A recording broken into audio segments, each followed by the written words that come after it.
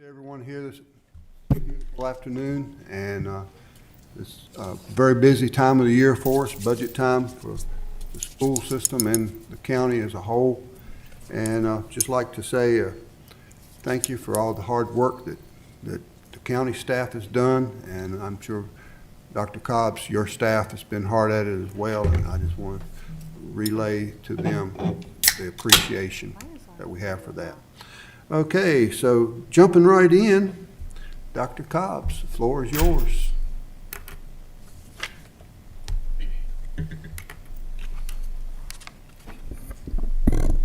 Good afternoon, Board of Supervisors, and thank you for having us today.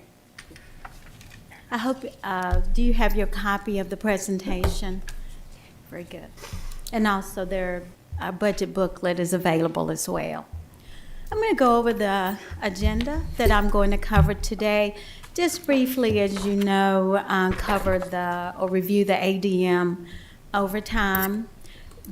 Looking at the state revenue, I would like for you to know that we are using the House of Delegates proposed budget because it is the more conservative budget for the 23-24 budget. We will discuss our request for the local appropriation, just review our federal grants, our health plan update, the projected operating revenues and expenditures for 23-24, just go over our capital improvement plan for next year. I am going to discuss a school construction competitive grant that was released on February the 24th. And I do want to go over this with you since it is new to all of us. I will review the debt service for next school year, the compensation and budget initiatives, and I will do a review or a summary of what I talked about and entertain any questions you might have at that time. As you can see, regarding the ADM, there has been a decrease over time. I'll go back as far as 2006. The decrease seemed to start then. There were some highs, there was some lows. But overall, since 2006, we've probably lost about 1,500 students.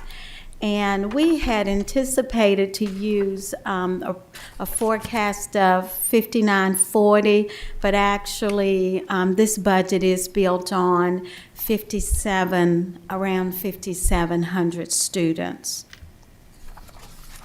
I also want to point out that the standards of quality funding is based on the average daily and attendance or the student enrollment as of March 31st.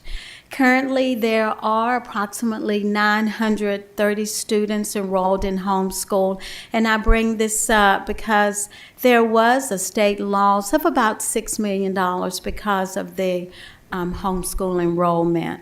What I'm going to do is I'm going to use the next slide to talk about these bullets that are here, and I will come back to it at the end.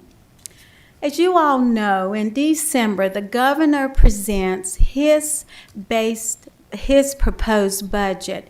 And what happens is the House and the Senate, they propose amendments to his budget. I'm going to start with the House version. This is the version, like I said, that we did use to build our budget for 23-24. As you can see, both budgets start out around $49.5 million. The House version, I want to go back to the governor's version, did build in a 5% increase for standards of quality positions. Both House and the Senate versions increased that to 7%. So you see the 2% adjustment, that's where that's coming from. The House version, that compensation supplement, is around $319,000.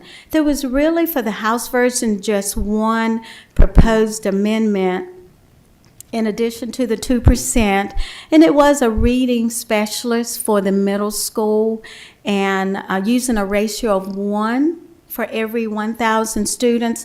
So that's why you're seeing the 70,000, which is included in that compensation supplement. And then you have the estimated distribution of around 49.9 thousand for the House.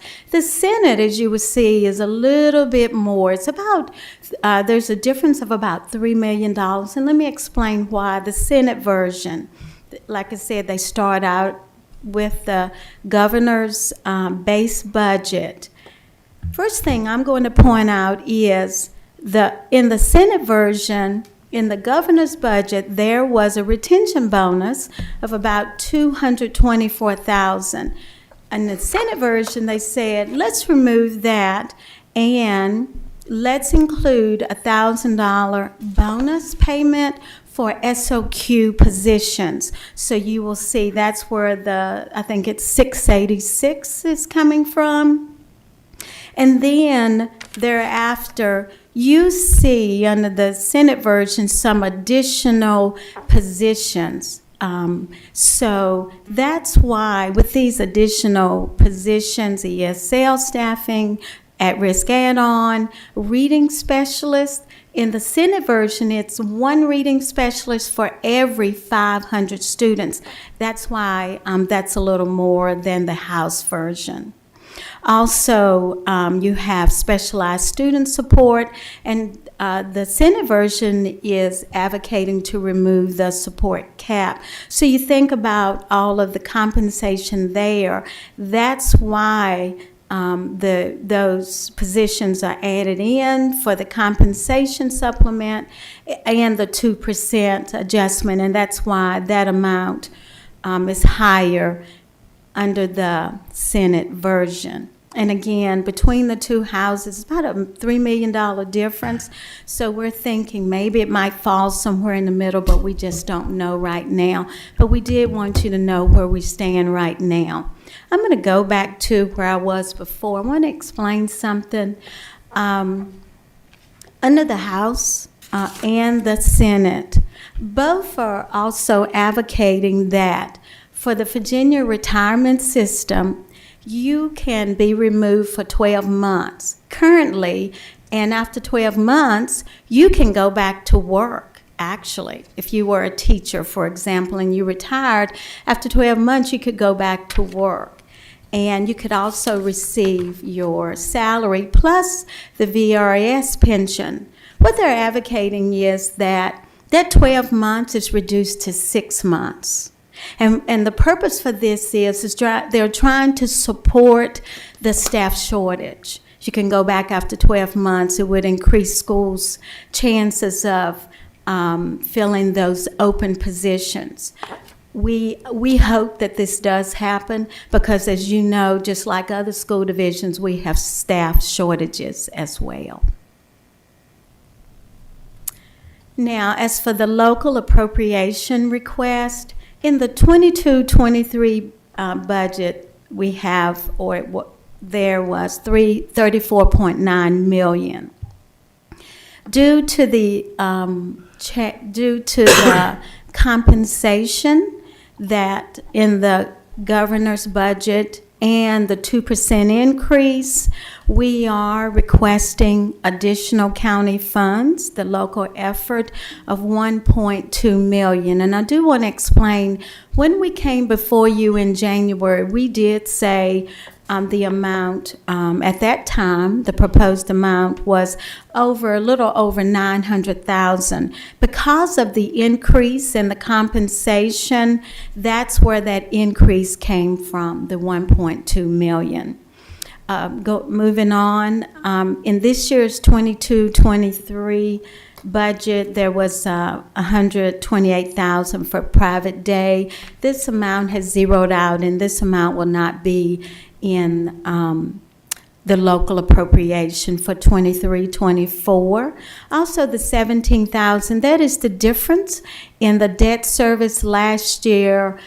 the debt service was $565,000. This year it is $548,000, and there's a $17,000 difference. The capital funds remain the same of 1.4. So just wanted you to know how we got to the 37.4 million. Federal grants. As you know, we've received federal grants, especially the ESSER dollars, since the onset of the pandemic. The first two bullets, those funds are already spent. I'm going to jump to the third bullet, which is ESSER 3. We started out with approximately $6.5 million. Of those funds, we have spent all of those funds except for $1.5 million, and those funds are encumbered, and they will be spent by September of 2023. And we also listed the allowable uses for those funds so you can see where we spent those funds. ESSER 3 grant, the full amount of that grant was $10.5 million. As you all know, we did appropriate $5.9 million of the ESSER 3 grant for the BFMS HVAC and roof project. Those funds and the remaining funds, the allowable uses are there as well for the remaining funds. Those funds need to be spent, or the grant expires September 30th, 2024.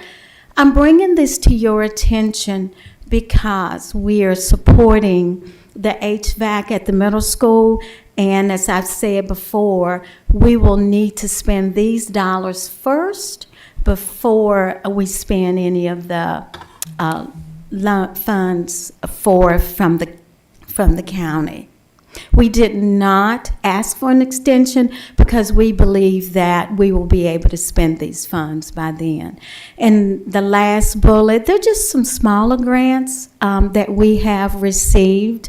But the one grant that I do want to point out is, in addition to funds from the ESSER 3 grant, we also received a governor's HVAC grant for approximately $1.2 million that we have appropriated or designated for the HVAC project.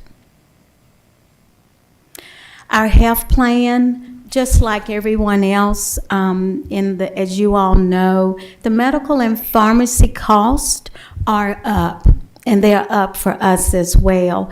Currently, we have approximately 873 employees who are enrolled in our health plan. Currently, claims over the $125,000 stop loss is $119,000.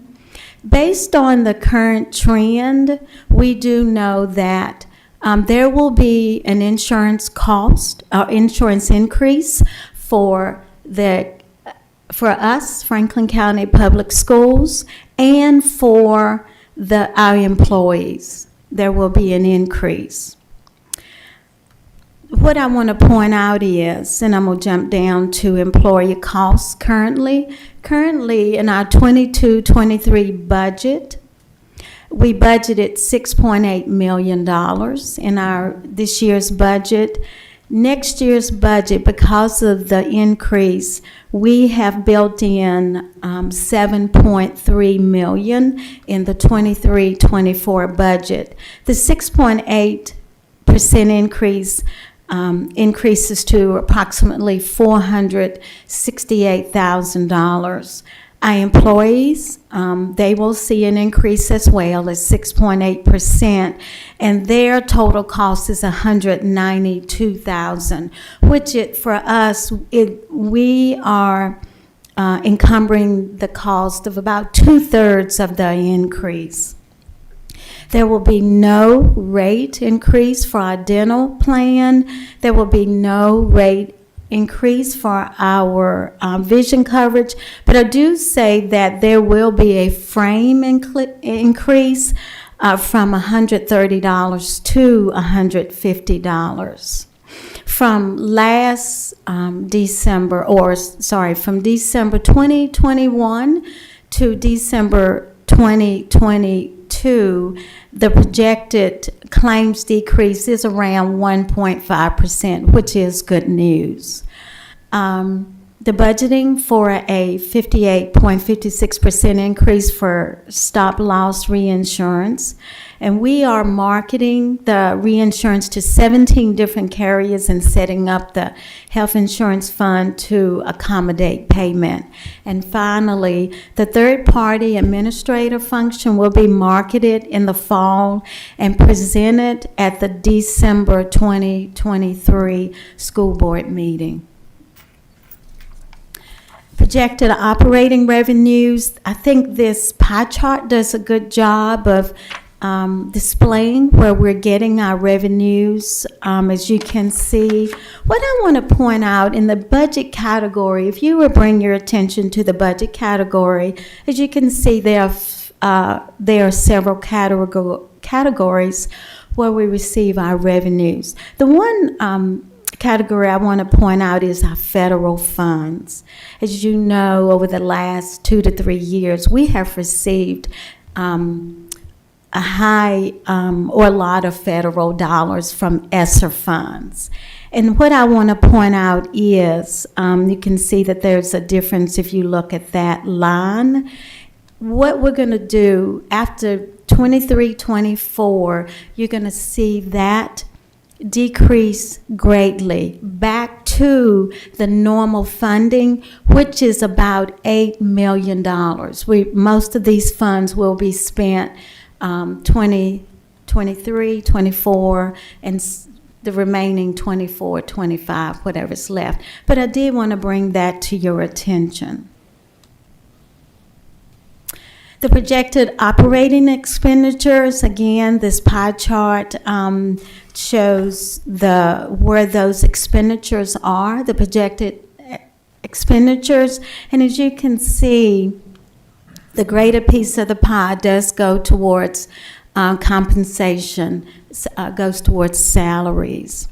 And if you will look again at the budget categories, the several categories there, if you look at the amounts under the adopted budget, and you look at the amounts under the proposed budget, and then the differences, you see under the differences where we are spending those ESSER dollars. The total amount of those differences are around 8.2. If I go back to this slide, you will see those revenue spendings around 8.2 as well. Capital improvement plan. This is similar to this budget. The 1.4 is the same as for the 22-23 capital improvement plan budgeting. The 1.2 million does include $340,000 for school buses. The next bullet, those are the projected projects for 23-24, and as you can see those there, I won't go through each and every one, but those right now, those are some of the projected needs for the school system. The HVAC system and the roof replacement, as we all know, and we were very happy when you all decided to apply for the literary loan, and we're all waiting on answers to see that decision, and I'm hoping we do get that loan. The CTE feasibility study is ongoing. There's a steering committee, and that is ongoing. The major federal grants, they have, as I have said, started to expire. ESSER 2 will expire September 2023, and ESSER 3 will expire September 2024. School Construction Assistance Program. This is new for all of us, so I'm just going to take a few minutes to explain this grant. This is a competitive grant for school construction. The VDOE was supposed to release this information in December, and they did not. And then they were going to release it in January. The application was released February the 24th. So as you can see, we just got it ourselves. And going through it and looking at it, again, it is a competitive grant. It is due March the 31st, 2023. So knowing that, we have looked at the application, and I will say the application is very minimal. We did have a meeting with Mr. Kent, who is over school supports, and talked to him about this grant. And 3 of the criterias are listed there. Based on those criteria, our plan is to apply for this grant and to assist with the planning and construction of the new CTE facility, unless otherwise directed. And when I say that is, we are bringing this before the school board on Monday night for their approval for us to move forward with the grant, and that's what I mean by that. I would like for you to know that regarding this grant is, they have some limitations. First, the project is not to exceed $100 million, right? And so if you are awarded the grant, it would be based on either 10, 20, or 30% of the project cost. So there's that. They will be looking at, there's a rubric, our understanding that there is a rubric, and they will be looking at divisions, the local composite index, the local stress category in that county. They will also be looking at free and reduced lunch, the poverty level in that area, and there are a couple of other categories that he told us that they would be looking at. Also listed in the second bullet is the allowable uses for the grant, and they are listed there. But they also is listed here those areas where you cannot spend the funds on. I won't read this to you, but we did want to bring this to your attention as well. We do believe that it would be amiss if we did not apply for this grant, and so with the board's approval, of course, we're going to apply for this grant. The debt service for 23-24 will be $548,000, and there's some other information there. The compensation and budget initiatives. What I want to point out here is, as you know, we are implementing a new compensation plan for 23-24 is the first year of the implementation. So in that first total there, let me get to my PowerPoint here, the writing is rather small. The total projected salary and benefits, and this total does include the implementation of the compensation plan and the restoration of some of the steps. That is the $82.6 million that you see. Also, the non-salary budgeted includes all of the remaining grants, which is approximately $26 million. We have listed the debt service, as I just said, $548,000, which totals approximately $109 million for the budget for 23-24. I do want to point out 2 other items.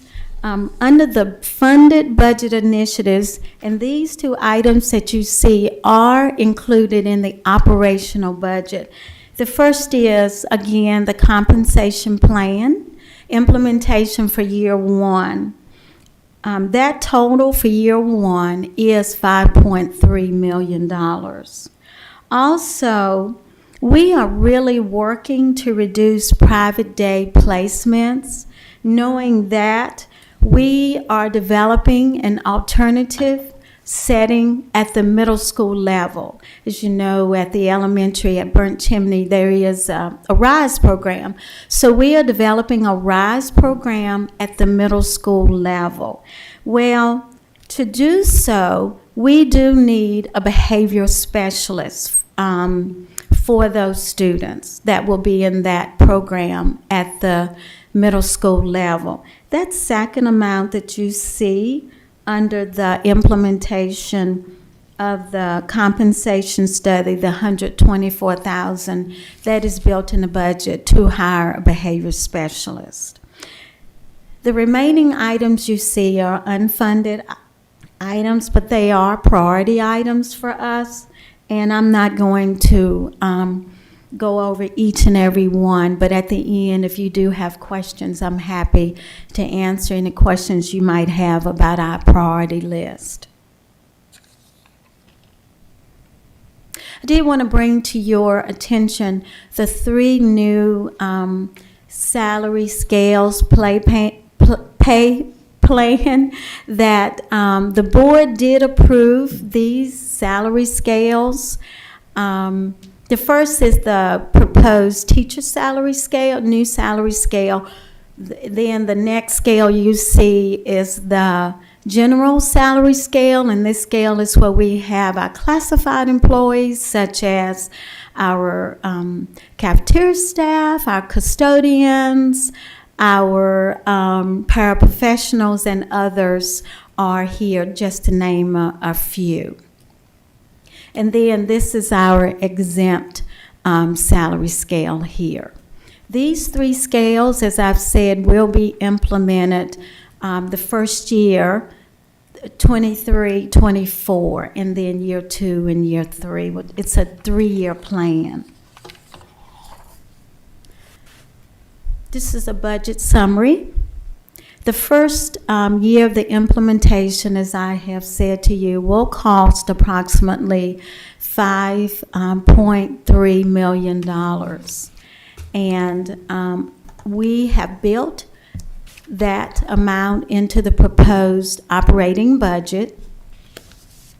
You saw the teacher salary scale, and between each step on the teacher salary scale, there is a 2.5% progression, and that 2.5% is built all the way through the scale. As I've mentioned, our health insurance, both for the school division and our employees, are increasing 6.8%. We use the House of Delegates version because it is more of a conservative version, and knowing that the required local effort for compensation does come to approximately $1.2 million. The compensation plan is undergoing. We are still working to implement this plan, and I do want you to know that in order for us the first year to implement it the first year, we did look at our operational budget, and we made some reductions in the operational budget of approximately $2.9 million the first year. We are looking for your support with this compensation study and the funding from the state in order to be able to implement this compensation plan.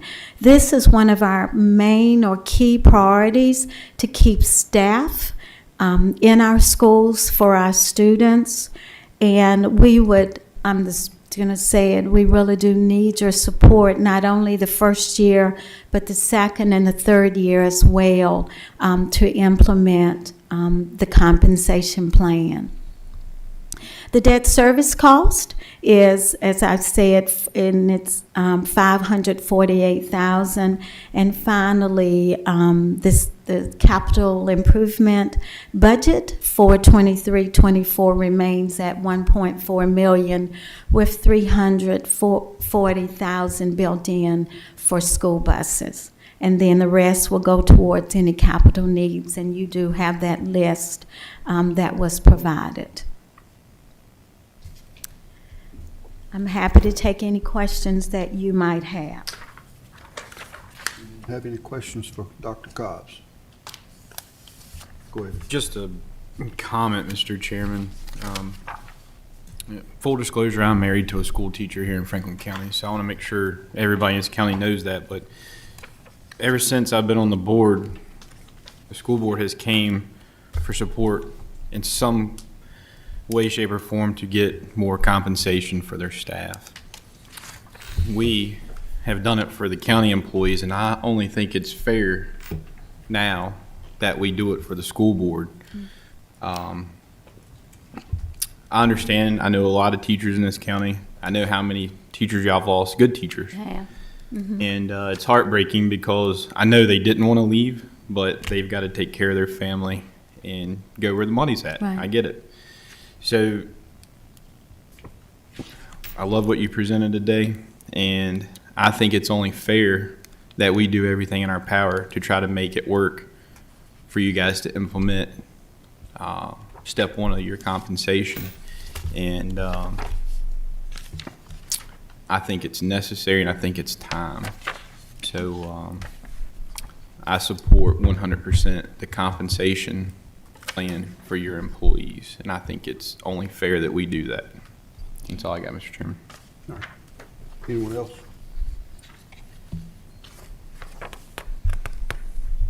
I don't see anyone. Okay, thank you all very much for your time, and we would appreciate the support that you can give the school system. Thank you so much. Thank you, Dr. Thank you, Dr. Cobbs. Cobbs. Thank you. Mr. Whitlow, you're next. That's a tough act to follow. Good luck.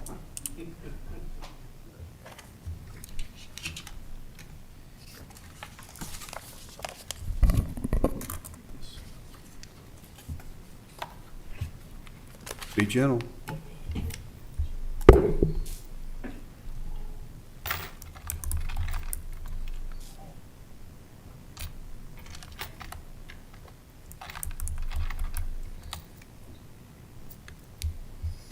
you want me to do it? Yeah, Madeline, that may help me.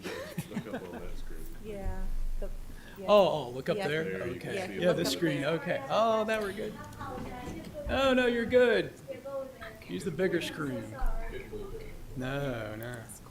It's too early for questions, isn't it?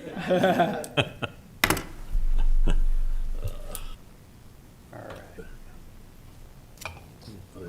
Okay. Let's see if this works. Yep. Okay. Good afternoon, Mr. Chairman, members of the Board of Supervisors. It's nice to be with you this afternoon on this March 7th. It feels more like April 7th or May 7th. It's also nice to have members of the staff here, as well as members of the school system staff. Dr. Cobbs, thank you, and members of the Franklin County School Board, as well as members of our constitutional officers and county staff. It's good to see everyone this evening, and those that may be viewing online. So I have before you today the task of presenting the proposed 2023-2024 budget. And so we'll get started. I know budgets can be very heavy, and this board, and I'm sure the school board, has had numerous budget work sessions over the last several weeks. And so every year we try to take certainly the seriousness of budgets. They're very serious. But we also want to start with a little levity, if you will, a little lightness. And so we know it's budget season, and budget season is open. In the words of Elmer Fudd, be very, very quiet. I'm hunting wabbits. What I will tell you, hunting rabbits for us a lot of times is looking for rabbits, and can we find rabbits in the hat? Those hats and those rabbits are increasingly hard to find. And so now for the more serious nature of this year's proposed budget. The U.S. Bureau of Labor Statistics, of course, is indicating right now annual inflation is sustained currently at 6.4%. The Consumer Price Index continues to drive that. we've seen significant and pesky, persistent inflation during the last 2 years. Unfortunately, we are going to continue to see that for the foreseeable future, according to many analysts and advisors. Of course, we all know the Fed is doing what they can to raise rates to try to get control of inflation in the United States. But certainly we're having a very, very hard task. They thought they were getting a hand on it in December, and then yet again, it sustained right back up to 6.4%. We know this is a significant pressure on the county budget across the board, but we also know it's a significant pressure on our citizens at home. Feels like this, right? We're in the grocery line, and the gentleman says, "What do you mean prices have gone up since the last time I got in line?" It certainly feels that way. And I'm going to talk a lot about that today in this presentation. And we're going to, what does that look like for local government? What does inflation look like for local government? How it affects county and our citizens, but county operations. So we know those inflationary pressures, they're certainly, and the service growth demands, we know our service growth demands in the county are continuing, and it's outpacing our local revenues. And while the state, and we've shared this previously in work sessions, they may report some strong income tax growth statewide, a locality's budget is primarily built upon and guided from discretionary revenue from our general property taxes. And so we are in a non-reassessment year.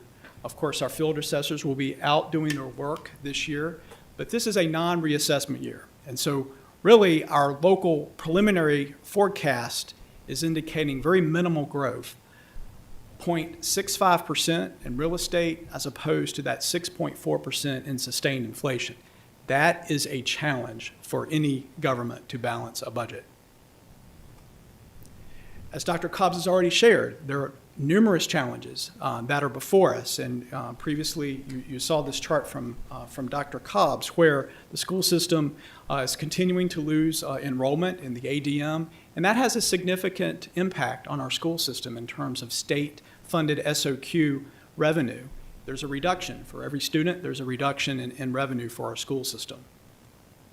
Other budget pressures that we look at, energy, higher fuel, utility costs, we're all seeing that. Supply chain issues, apparatus, equipment, materials are all driving the cost. Maintenance service contracts, things like professional services, financial auditing services, technical services, software, systems monitoring, all these things, all these companies that provide these softwares and support, those costs are rising, and of course someone has to pay those bills. CSA, our Children's Services Act, we're seeing the increased complexity of cases. We're seeing the increasing rates then for providers. Those children that may be located in group homes, those group homes also have utility bills, they have food bills, and so what are they doing? They in turn pass that on to the taxpayer, to us. These are fixed costs, labor market costs. We know there now, both in the school system but also the county, there's competition with the private sector. At one point, we felt it was just competing with other localities. We're now competing with the private sector for employees, and it's significant.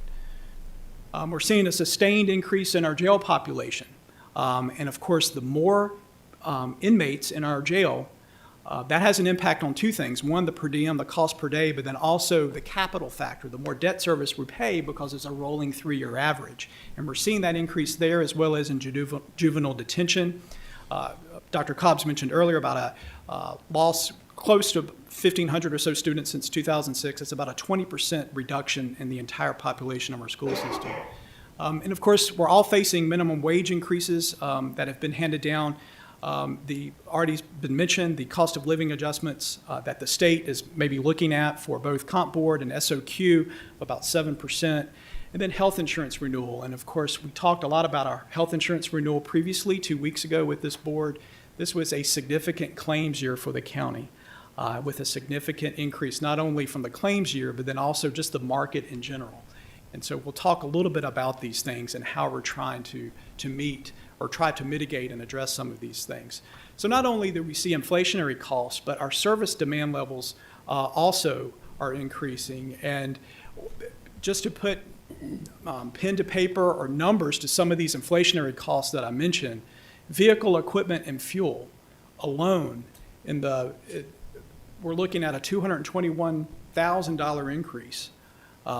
General maintenance and service contracts, many of those things that I mentioned earlier, 84,000. Radio communication system, a significant hit this year, 316,000 for our public radio communication system. And then you can see the other numbers there and what that looks like and the cost. That employee health insurance, 25% of the employer share. If the county works hard at trying to cover some and embrace some of that share of the employee, say 18%, you can see that number there. It's significant. In terms of the operational demands on the county, we know the CSA costs are continuing to increase. I mentioned earlier the regional jail and inmates there. You see that number. That's $914,000 increase next year. Not necessarily because some increases due to per diems, but a sustained increase in the number of inmates we have there, as well as the juvenile detention center.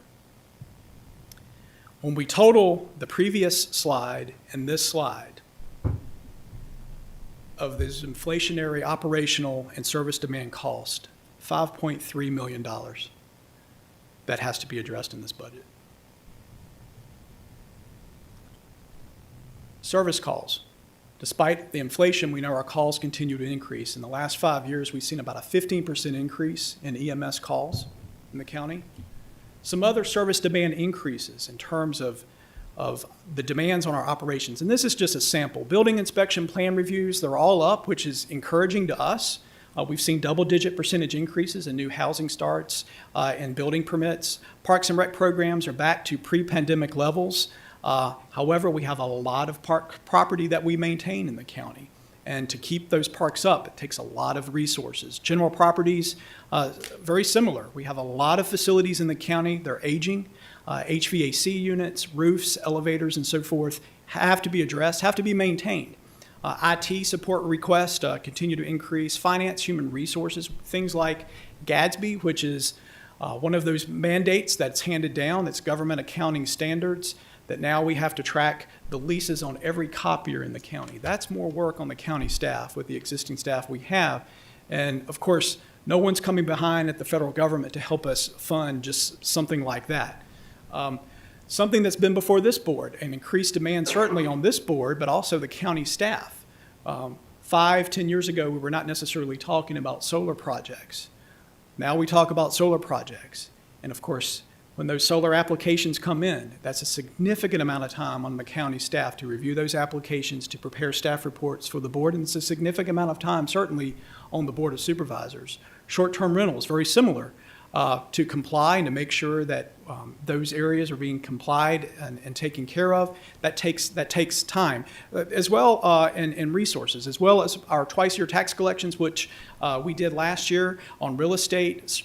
Certainly that has an impact, an operational impact on the Commissioner's office and the Treasurer's office. Early and absentee voting that we're seeing now, that maybe registrar's offices didn't necessarily have to focus upon 2 decades ago. Those are all impacts and service cost. We also know at the county and the school system has prided themselves and done an excellent job of going after federal and state grants. But that takes a lot of resources in terms of staff time to go after the grants, to administer the grants, project closeout when we talk about the CARES or the ARPA dollars and now the ESSER dollars. A lot of accounting and a lot of resources, a lot of monitoring and time goes into that. And of course, we know our capital infrastructure planning and development. We know if we do not plan and invest in our capital infrastructure in the county, we're not necessarily going to move forward on the other side to look at revenue. So our budget challenges. We know those operational needs require revenue growth that I spoke of. In addition to that $5.3 million that was on the several slides back, this is an addition.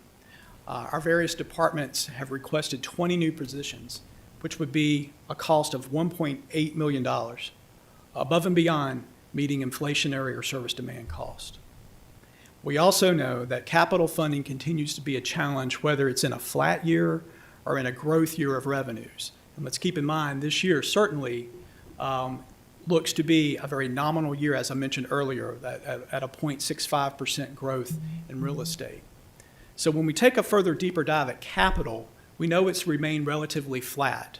The annual recurring revenue's been about $2.4 million for several years. $9.3 million in total CIP requests for this year alone from various county departments. We know that can be a structural imbalance when we look at 5-10 years out.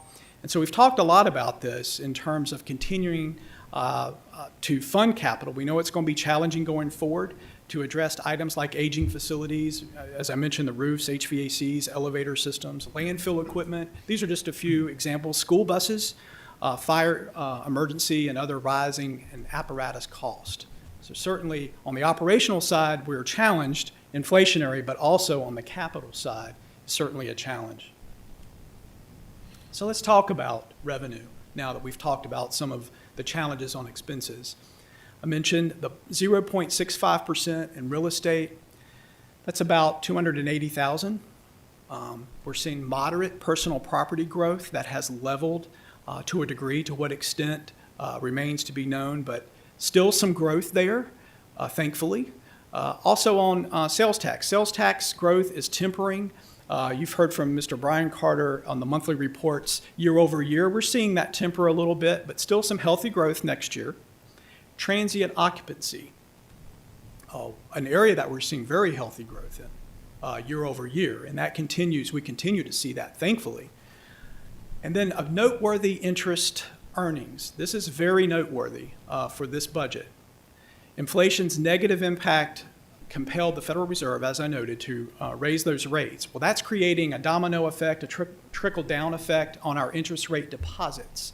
And I'm thankful to say, thank goodness, we have the good fortune this year for this budget for interest earnings of about $2 million. Thank goodness. So this budget, this climate, a stopgap can be defined as a short-term measure utilized until something more permanent is known.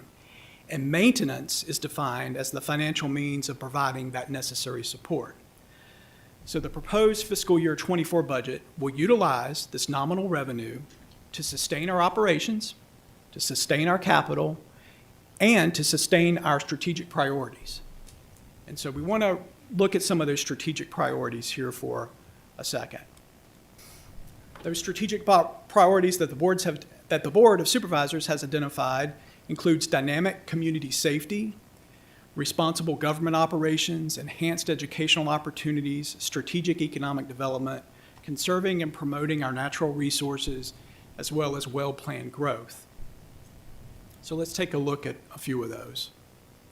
On the government operations as a strategic priority, I know that's been a priority for the Board of Supervisors, that we specifically make sure that we are remaining competitive across our departments, across the county, as well as making sure that we listen to our employees. And of course, the board spent a lot of time in work sessions focusing on employee recruitment and retention. And so this budget will meet our service demand increases. This budget covers the inflationary increases that I mentioned earlier. It covers those fuel, maintenance contracts, electricity. A lot of those are fixed cost. It meets the minimum state compensation budget, cost of living. It's responsive to the board's initiated employee benefit survey that I mentioned earlier. And as you all were presented 2 weeks ago, the number one concern from our county employees was the health insurance. This takes a big bite out of that significant increase. Employees would look to increase their share of the health insurance this year of 7%, but it takes a significant bite out of that large increase. It also addresses VRS and other obligations, including making sure that the VRS health credit is afforded to county employees as other state employees. When we look at dynamic community safety, the proposed budget certainly supports the competitive law enforcement compensation as well as for public safety personnel. This was a board priority the last 2 years. Certainly last year that structure was put in place.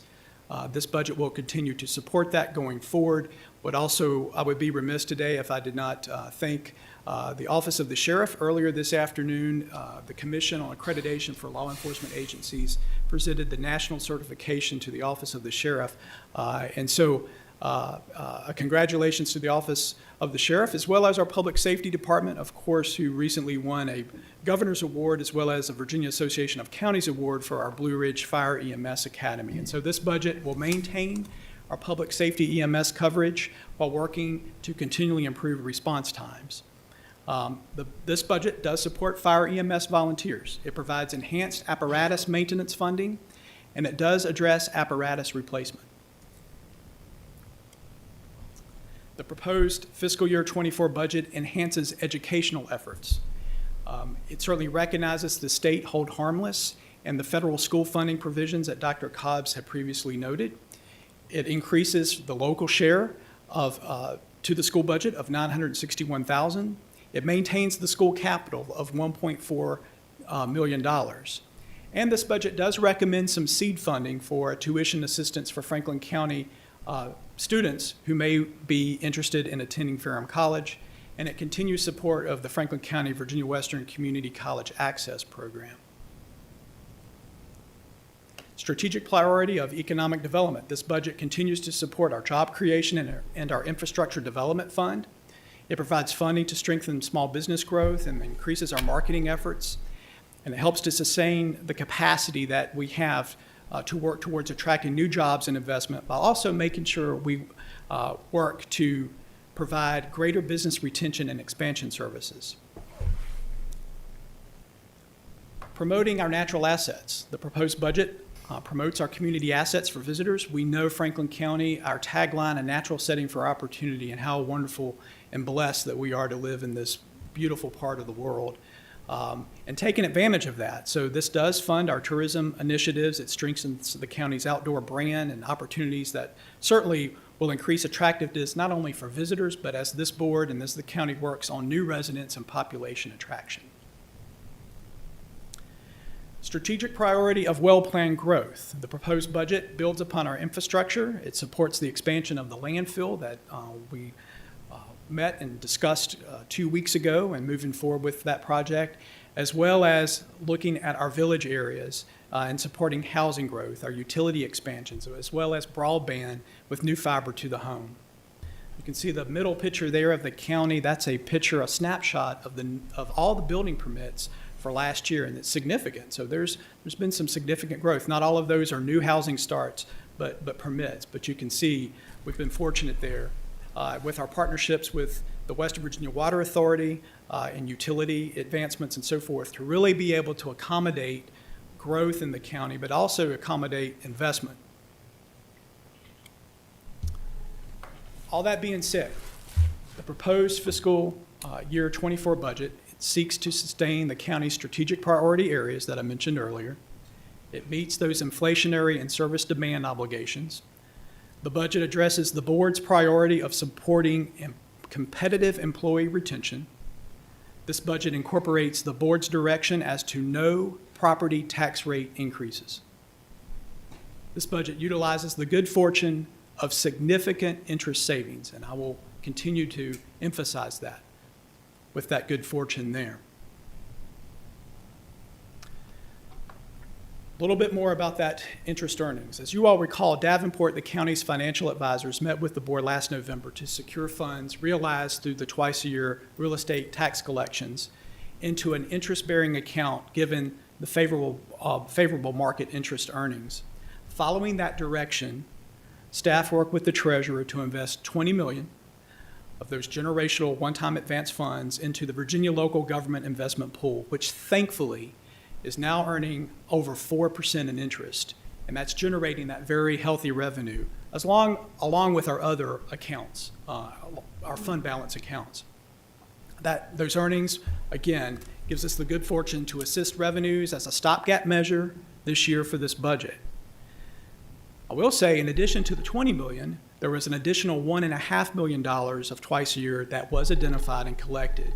And so we are recommending the use of those funds to address the needs, one-time needs in the budget, including the scheduled fire apparatus replacement that was shared with the board previously. Also, we've talked numerous times with the board about our VADI, our Virginia Technology Initiative grant applications, that if we're awarded for the next round of VADI, Of course, that does require a local match of about $1.5 million. That can be spread over several years, so we will need to identify those funds. And then it seeds some modest support for our Ferrum College tuition assistance program. Again, those will be the recommendations of those one-time dollars from that specific area. So, members of the board, the fiscal year 24 proposed budget that is before you, it is a balanced budget. There are no property tax rate increases. Discretionary revenue does increase 5.4%.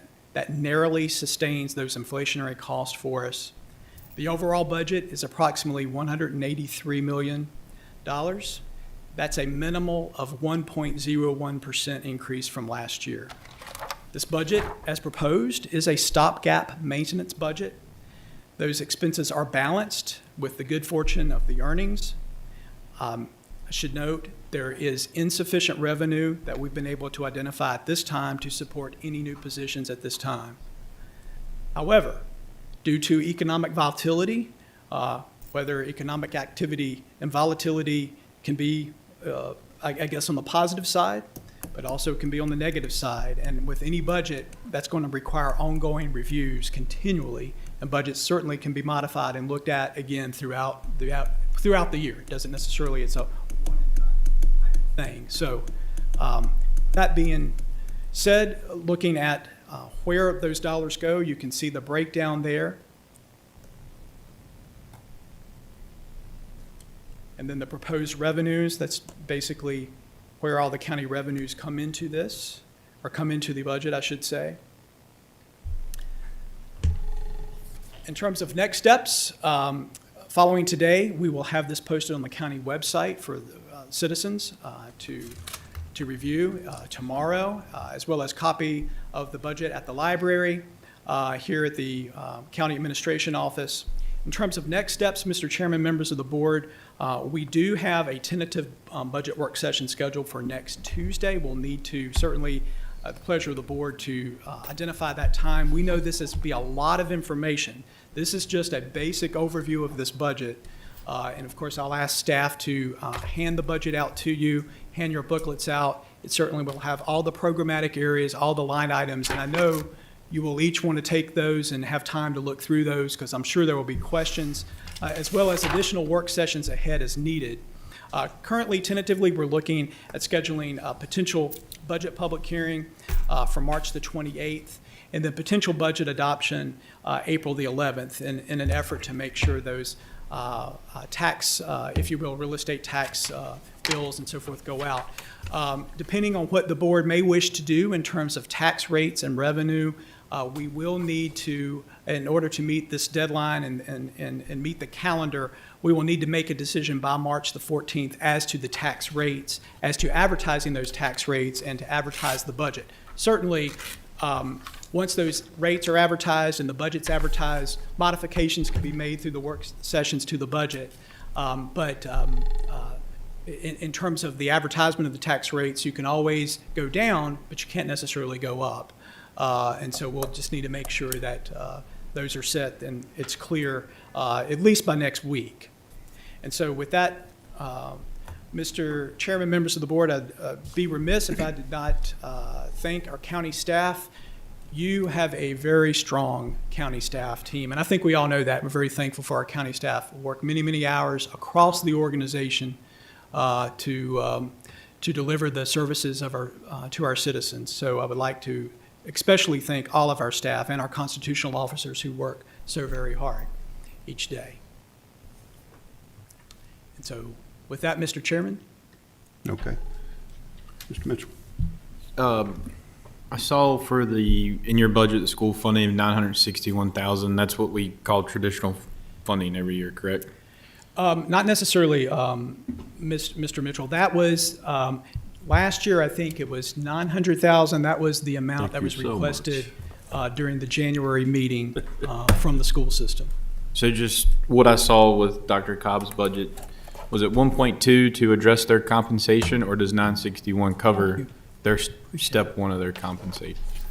I'm not sure if the 961 helps with the compensation or helps with the 5% minimum. I will tell you, last year, when the county worked with this compensation plan, it was all baked in. The funds that we put towards the county compensation plan were also used for the 5% or the 7% or whatever it may be. So I'm not sure the details of their breakdown. To answer your question, Mr. Mitchell.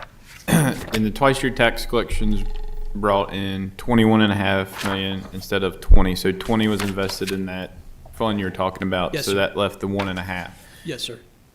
That is not, I'm drawing a blank here. It'll come to me in a minute. But you're suggesting using that 1.5 million over the 20 to take care of some capital. Potentially, and of course, there are other reserves, Mr. Mitchell and members of the board. As we have work sessions, we can look at the other reserves as well. We know we have several of those, a capital reserve, a budget stabilization reserve. We know there's the fund balance reserve. That was just one area of some windfall that we saw. Right. That could potentially be utilized. And that is not fund balance money. That is separate from that, because I know this board does not like using the fund balance. So Right. I want to make sure that when we have our workshop, that everybody understands that is not fund balance.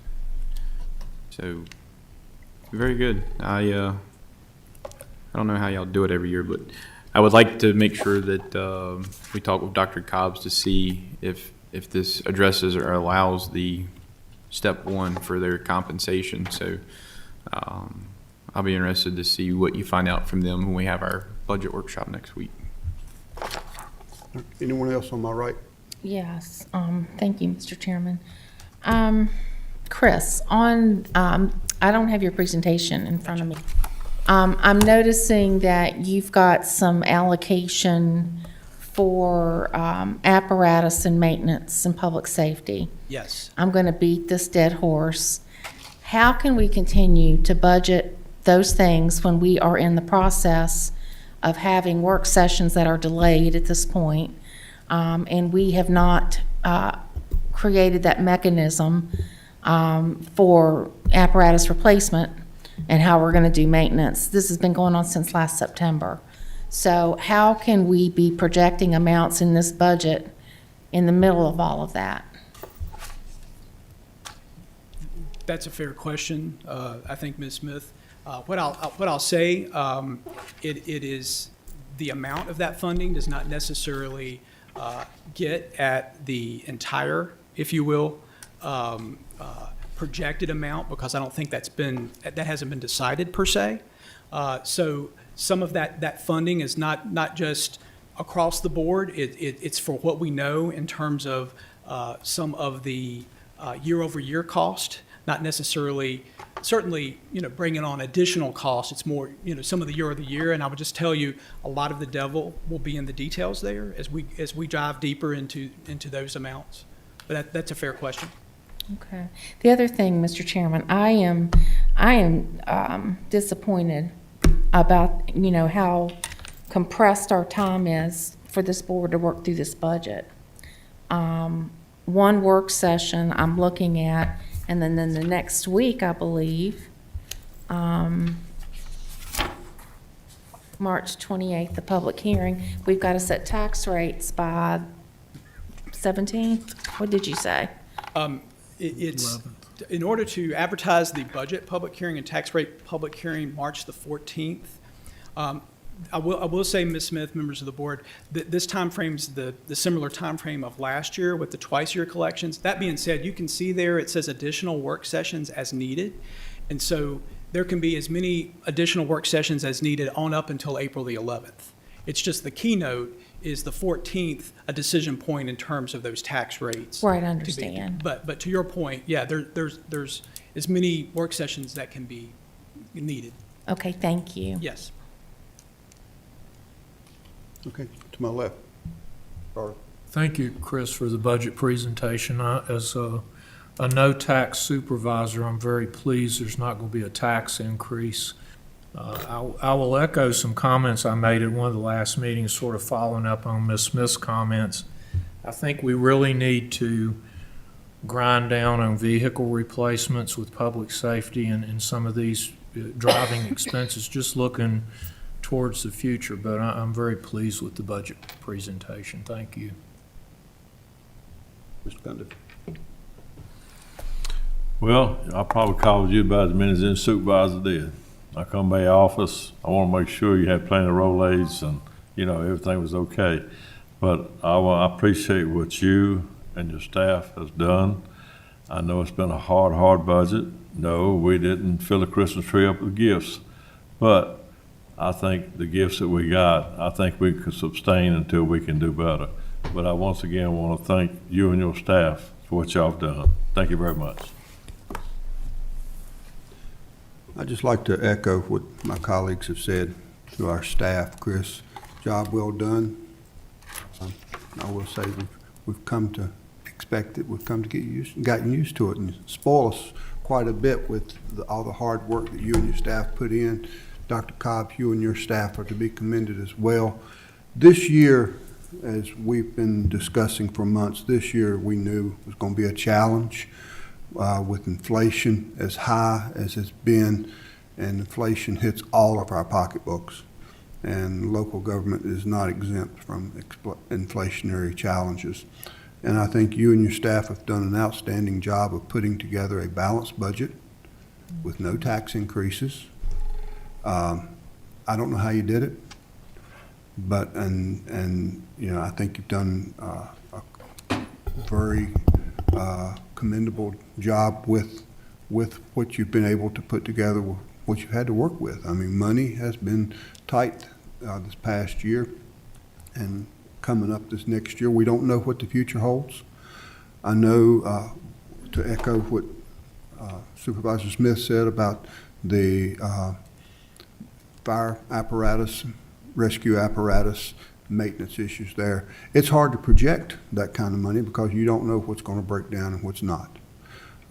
During my time as fleet manager with the Sheriff's Department, that was always a challenge because you can have a vehicle, and when's it going to break down? The day it comes off of where it no longer has a warranty, then you've stuck with it. So it's a hard challenge. I appreciate what you've done. That is something that we do need to sit down in the near future and work on, is a more precise way of handling our vehicle replacement and to make sure that we're giving the citizens of Franklin County the best bang for their buck. I know there was some requests made by board members that are not included. I know Mr. Nick Mitchell has asked for coverage in Snow Creek. I know that this year new positions were just not fundable in the budget. But that doesn't mean that they're off our radar. I support those positions, as I know a number of others do. There are other positions that were requested in IT that are important. I know Ms. Torrance requested some positions, and as I've stated to you in the past, those positions are definitely warranted. But I also understand if you can't find the money, you can't find the money. Again, thank you for your hard work, to you and your staff. Now it's time for us to roll up our sleeves and get to work and make what adjustments that we as a board want to see made. And we come together, and somehow, come April the 11th, we will pass a balanced budget. And thank you, and that's all I have. We're scheduled now for Mr. Mitchell. So yeah, when's our next meeting? Just to let you know, I've got a call Monday to see about jury duty next week. So Lucky you. I'm just letting you know. I mean, if you schedule something, I got to go. I'm not going to Not be a here, problem. so.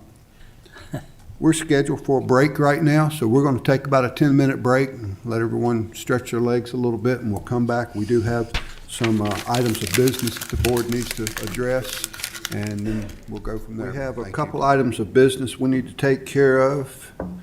First one being the outdoor occasion permit application from Franklin County Speedway. It's attachment number 1 in your booklets. I see Ms. Torrance is here. Can you come forward? I do have a question I would like to ask on that. Have they satisfied with you for this upcoming event as far as what they need to be? They have, and they've entered into an agreement to submit the list of vendors to us before Okay, and to make sure that they're registered. So if he lives up to the agreement, we should be fine. If he doesn't, we'll be back. okay. And you're talking about the food vendors? Yes, Because that was the outstanding piece, correct? yes, from my position, yeah, So there's a formal agreement in place to get that tied up? yes.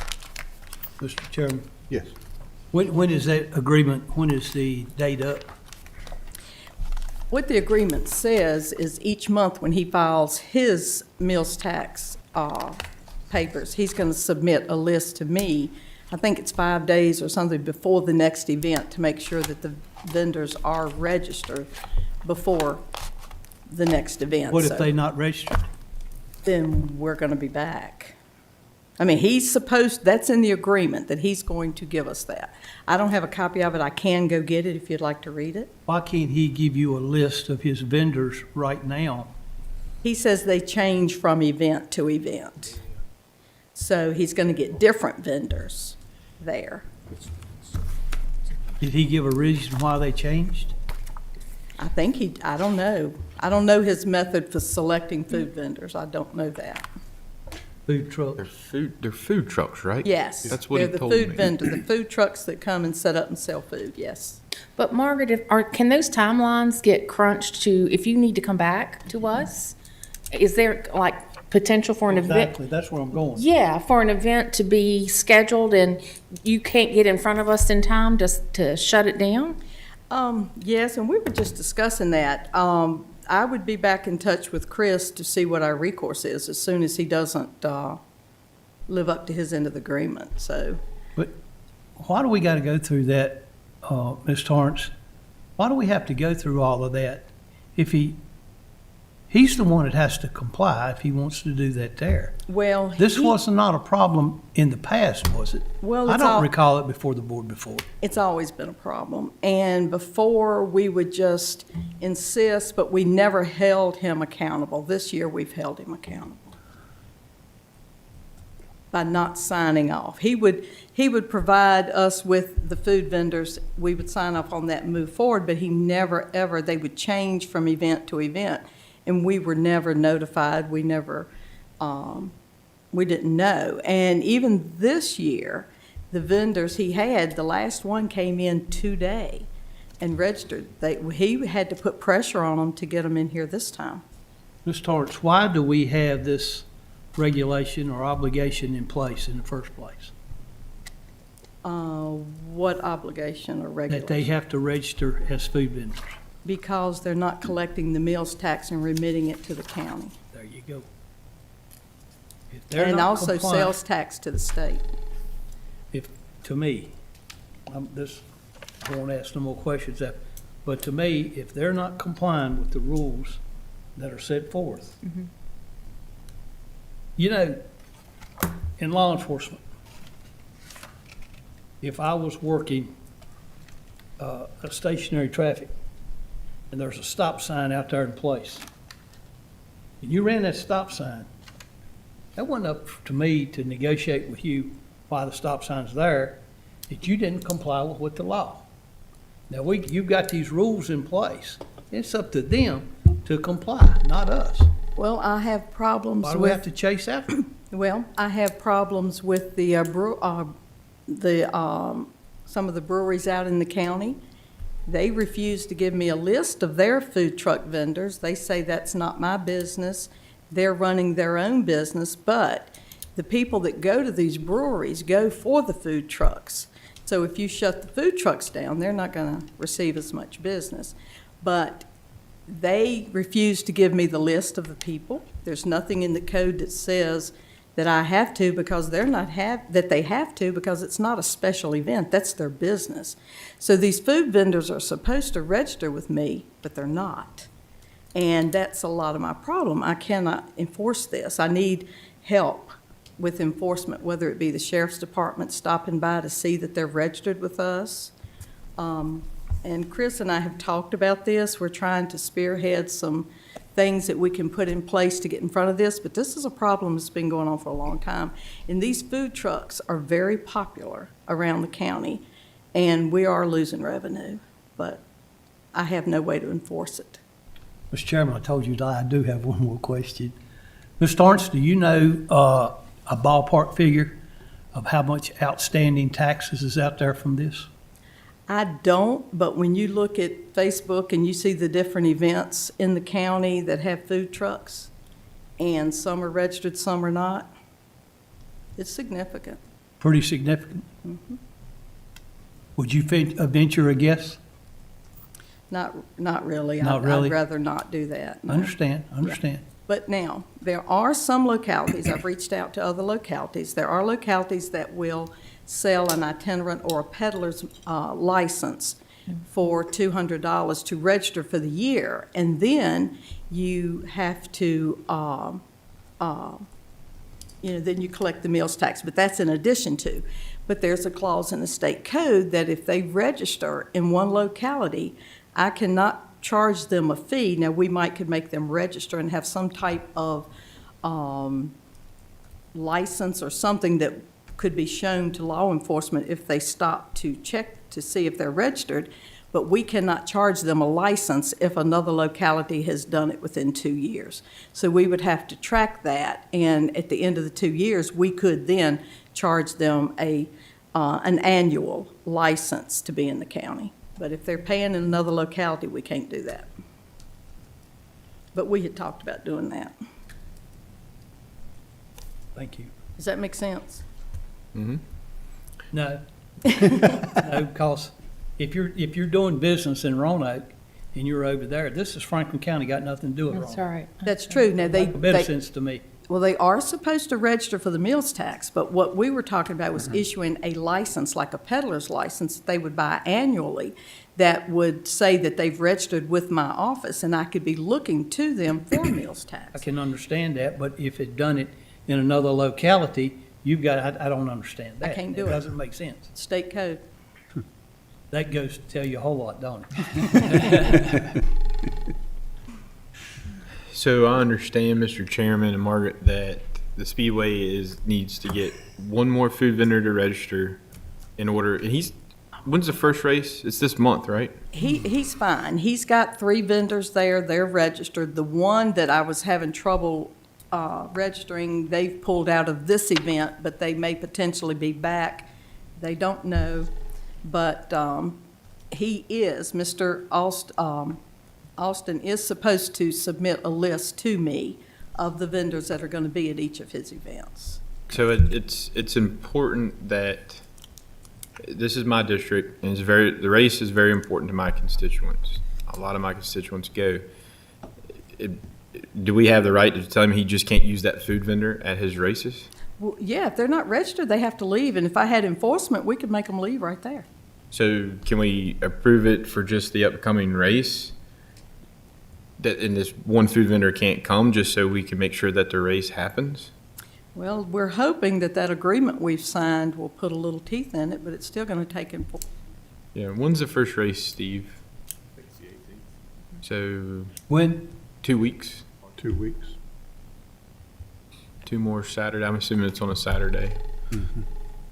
So I would ask the board to maybe consider allowing Chris to sign off on this, but the food vendor that's not complying should not be allowed to be at the race. But if we don't have people on the ground to see who's there to make sure that they're registered, I mean, we still need enforcement of some kind. And if we're gonna have men there, they could do that. All right, well, I like to see the race happen because it's very important to the constituents in my district, and it sounds like Mr. Ellison has done what he needs to do. I mean, He has for this event, yes. good. All right, thank you. That's what I wanted to hear, that he has done his part for this event. So This one. Mr. Thompson, go ahead. Ms. Torrance, does everybody else in the county comply? Is this the only one in the county that has not complied? This is the only one that's had a special event that I have to sign off on. The others are established businesses that have food trucks come in and out. Those are the ones I'm having trouble with, too. He's not having, so you're not really having trouble with the racetrack per se? Well, I was until he conformed, but it wasn't Okay. until we put pressure on him that he did comply. Understood. Because the application came to us very non-complied with across Yeah, several. that's the way I read it too. Yeah. Non-compliance. Yeah, I mean, we just need to follow the rules. That's right. And if you don't have the event. And the event, this one's easier to narrow down because he's come to you for a service, you have to sign off on it. These others are established businesses where food trucks are in and out by whenever they're open. They have different food trucks there. So if those food trucks don't register with us, I have no way of knowing that unless someone was on, were to stop by and ask to see that they're registered with my office. Like a code enforcement officer? Hello? Mr. Carter. I don't want to get too far into the weeds, Margaret, but you mentioned these breweries. Is there some way you could put pressure on them through their alcohol board licensing that they would have to, because don't you have to sell so much food to go along with so much alcohol? There could be. Now, we do use the ABC board to help collect meals tax because they will go shut them down if they're not collecting the meals tax for us. But we have to know that they're there. And my problem is not knowing who's there and when because they are in and out. They have different food vendors at different times. But yes, the ABC board, we do use them to help collect meals tax. Do we have, I'm sorry, Tim. Okay, go ahead. Do we have like an itinerant licensing? We don't have an itinerant merchant's license, but we do have a peddler's license, and we have talked about modifying it to actually include the word itinerant. But there are other localities that do not have an itinerant merchant, and they use the peddler. Okay. So, I'm sorry. Nick? So Margaret, these food trucks, since that's what we're using, if they're not registered with you, they could still be collecting a meals tax, but then still just not paying it into the county. that's So- right. They're either going back to the locality they're from, or they're putting it in their pocket. I don't know what they're doing, but they're not giving it to us. Fair If they're enough. not registered. If they're not registered, then we're not collecting the meals tax from them at all. That's right, and the portion of the sales tax they collect on each meal, 1% of that should come back to our locality. So if they're not registered properly with me, they're probably not registered properly with the state tax department either. So if I'm somewhere and go to one of these food trucks, what do I need to ask them to see if they're, Well, what we're gonna have to do is get with Chris and come up with something to give them to have to show that they're registered. Whether it be a sticker or a letter or something. But if they're not registered with me, then the law enforcement could have them leave right there. But I do know one particular brewery, I tried to, I would request from him to supply us a list of the food trucks, and he said that wasn't his line of work. They were independent businesses.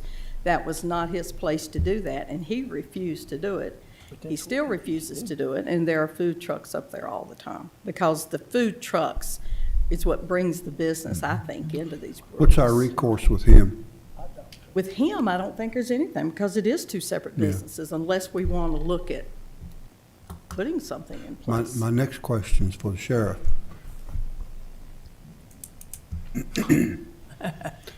Sheriff, hate to put you on the spot, but you've heard a dilemma that we're facing, and is this something that you can help us with spot checks of some of these locations? I know we need to work it out between Margaret, Chris, and the board to see what kind of credentials that we're going to require them to have, but it needs to be something that's visible and work it out maybe in conjunction with you. Something that we can track these people, and if they are in violation, we need them charged. And I mean, there's no reason to have rules if you're not going to enforce them. So. Most definitely. I mean, I think we've talked before as far as code enforcement and talked about the county code, and certainly some definite revisions need to be made, in particular with some that we deal with quite often. But I think this is something unknown to us as far as the need of it, but certainly we can work through Ms. Torrance's office and help him with this for sure. Okay.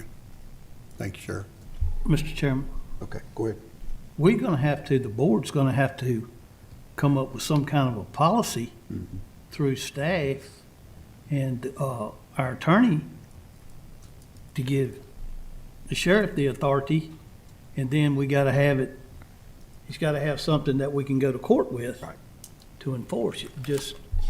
Just to say we're gonna give them a piece of paper, it's got to go through the channels to make it, We've got to get with Jim Gwynn's office. exactly, and- yeah. And also, we need to be in contact with the Commonwealth Attorney, because if, the agreement we have with them, that they prosecute our county code, Correct. we need to make sure it's something that they feel comfortable prosecuting. So we've got some work to do on this. Got some work to do. But we need, Well, I have reached out to the Commonwealth's attorney, because when I go after, or should I say, when I pursue collection on any of the meals tax accounts, if you go through civil court, then it just makes money for the state. We do not get our meals tax. So I started going through the Commonwealth's attorney.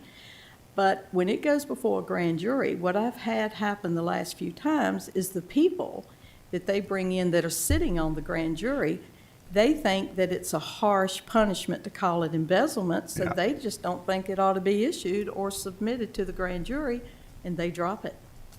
So, and really, their feelings on the code really shouldn't come into play, but they're not following the code. But what AJ would do when I was working with him, he would send a letter on his letterhead, and that did seem to help, but it did not solve all of my problems. We need to get Cooper involved. yeah. And Jim Gwynn's office, and so make sure when we do this and put this in place, we want it to be strong, and we want it to have teeth, and we want it to be enforceable. We don't cross all of our Ts and dot our Is. We're spinning our wheels. We need to give you the tools that you need on this, and I'm sure the sheriff's staff can offer the enforcement support once we get it in place to where it's enforceable. Did I see your hand? Yeah, and it's not fair to the brick and mortar businesses that are paying all their taxes, and they're losing business because they're in our county every day.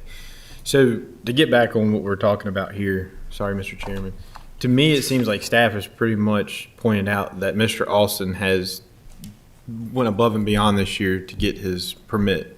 He's got one food vendor that's not compliant. Well, but he's withdrawn from this event, so everyone that's there this time is compliant.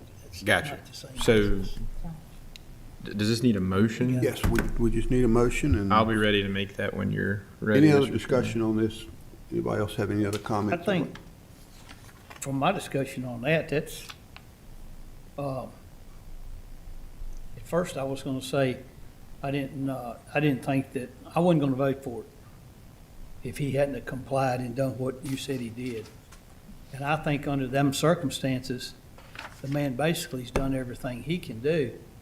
However, I think it's incumbent upon this board to instruct staff to get us something here that Ms. Torrance can work with, a code that the sheriff and his people can enforce and the courts will uphold. So I think that's And we're talking two separate things here today. The one thing that we're talking about today is whether or not to give this gentleman, Mr. Austin, the permit. I think he's done his thing. But we've got other problems, because Mr. Mitchell just said it a minute ago. These stores that are complying and doing their thing, they're paying their taxes. And these trucks Yeah. taking things away from the stores. And even some of the restaurants, we have trouble collecting from them too. And you have to keep in mind, once it's delinquent, it's already a month behind, because they don't have to file till the 20th of the following month. So if you don't move on it pretty quickly, they can go out of business, move, and then we're left holding the bag. That's when they call Calphus and Nackland. So Margaret, the approval that's being sought is for the entire 2023 season. Yes. All right, so this board needs to think about that when we're thinking about an event by event. As far as I'm concerned, and approve it for the whole season, but this one food vendor is not allowed to operate at it. Well, he's supposed to give me a list of the vendors before each event, and each one of those have to register. And that's So- kind of what we're voting on, is with that agreement. Right, and Okay, he has, that's he fair. has provided it for the first event, but moving forward, we have to make sure all that that money. it's gonna take a certain amount of follow-up to make sure that he supplies that to us and he registers make sure that the next vendors. But Margaret, you said last year and for past years, he's not done that. This is the first year, but you all held his feet to the fire, so. One thing about I it- personally think that made a difference. Even if it comes up in an event and he neglects to contact you of any changes to vendors or anything, and the event goes on, that doesn't mean that he's not in violation and he can't be charged with a violation. That would mean that we didn't close him down, we didn't stop him from operating, but he would have been in violation. So what we need to make sure when that happens, to report it and let the sheriff investigate it, and if we're able to place a charge against the operator or whoever needs to be charged, see to it that we follow up and put some teeth behind some of these regulations. We have to know who's there. Yeah. And if they're not registered, make them leave. That's gonna. Continue to make That's money gonna on it. require some assistance from, the sheriff and his crew. And just to go up and eyeball it and make a note of who's there and maybe take a few pictures or whatever, and so, in case we need follow-up. But we can coordinate all that, and I'm sure that, we're just getting started, but we've got some work to do on it, but we've got to take step one. Go ahead, Ronnie. I think that everything that you just said is number one, but I would like to see when the motion's made, that a clause is put in that motion that if he has not complied each time when it comes in, that it revokes his permit and he can't operate. Until we can go back and get what we were talking about, to get that in there, and that's gonna hold him accountable for what's going on, because what you're saying, and we don't have legal here, but from law enforcement and the sheriff sitting right there, you gotta have something to enforce. Before you can go charging. The sheriff can go out with his people and look, but we don't have any enforcement there. To see if something's there, we gotta do that paperwork first. Exactly. So I would say, when the motion, that's put in there, that if he's not complying with everything, with all of these, then his permit to operate's revoked. And that puts it right on him. It is his event. Huh? It is his It's event. his event, right. All right. Anyone else, any other discussion? Okay, lady and gentlemen, what's your pleasure? I'll make a motion, Mr. Chairman, and I'll ask the board if there's language that needs to be added, just to speak up. So I'll make a motion to approve the Franklin County Speedway event for the 2023 season with the agreement that was made with Margaret's office to provide a list of the food vendors before every race. Would you add to that, please, that if that's not complied with, then his license to operate is revoked? Would it be just to register, just to supply the list or make sure that they register? Make sure they register. This time, he had to really force them to come and register. Which do you prefer? How do you want it? You want them to register with, Prefer they register. Okay. So I'll add to the motion, Madeline, that the food vendors have to register with Margaret's office for the event. does it revoke his Well, license to operate? see, I mean, how, if it's a whole nother business, I mean, it's like, with my business, I'm a Class A contractor, and if I hire somebody, I mean, what's a good analogy? I mean, how can you have how can another business create a business from not operating? I don't know if I agree with that. If you hire somebody as a subcontractor, do you not guarantee that he's licensed and insured? Well, technically, he doesn't have to have one because he's working under my license if he wants But he's to. working under yours. So does Mr. Austin have a license and everything? No.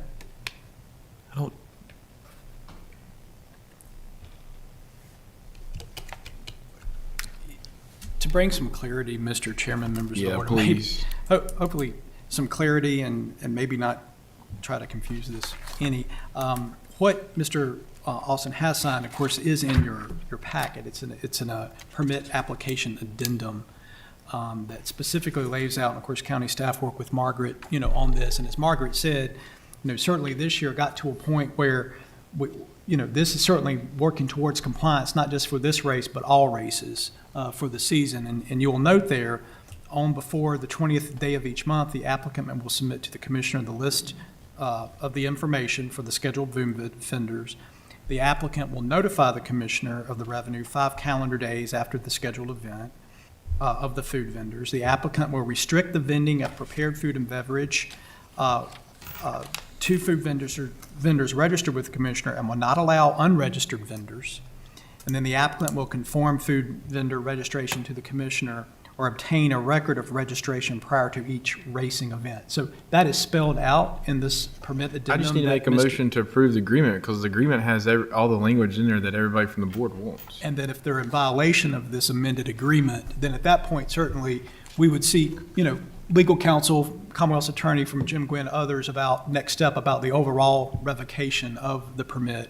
And then I'll just further add to the second matter that Mr. Thompson, of course, really good discussion, and Ms. Torrance and I have had some good discussion over the last week or so. There are some other localities in Virginia, as Ms. Torrance, the bigger issue beyond just the racing permit application, of course, is the food trucks. We know they're very popular now, and we want to make sure that all of our vendors are being honest in the county and locality. And so to get at that, Margaret, of course, in her, I guess, association with other commissioners, there are some other localities that deal with peddler's license that actually may issue things like a sticker that they actually put on the actual food truck. And so that actually, for compliance reasons and sheriff, the men and women of the sheriff's office, certainly would have an identifiable way of enforcement. So that being said, one issue, of course, the racing permit before you with the amended permit application. And then secondly, staff can work with Ms. Torrance and then also Mr. Gwynn regarding the larger issue before you. I hope I didn't confuse everyone, but try to bring clarity. Okay, so we basically need to approve this agreement, accept this agreement, and then It's, approve. It's an application addendum. Yeah, yes. If that one word is changed at the bottom, the administrator may revoke. It should say the administrator will revoke. Yeah, because Chris is putting his name on it. I would say, I would also say, in terms of that enforcement there, and of course, Mr. Gwynn's not here this evening, to make sure that by code, I have that authority, with this permit that's actually issued by the Board of Supervisors. So I would certainly want to make sure that I have that authority. Probably that's why the emphasis was on may. That's actually language out of the code. It is. The may The may is from the state code. by the county code. Gotcha. he's looking for B-75. I hope not. He's looking for B-75. He's looking for B-75. He's going to the zoning meeting. Oh, okay. I'll make a motion to approve the agreement, Mr. Chairman. Okay. The I addendum. just, Yeah, again, He needs not to trying say to what the confuse addendum- things, but approve the permit with the agreements that are signed by the applicant. Yes, he signed it. So, I feel like he's done more this year than he ever has, and, I'm happy for that, so. But I'll make a motion to approve the agreement that staff has written up. okay. We have a second.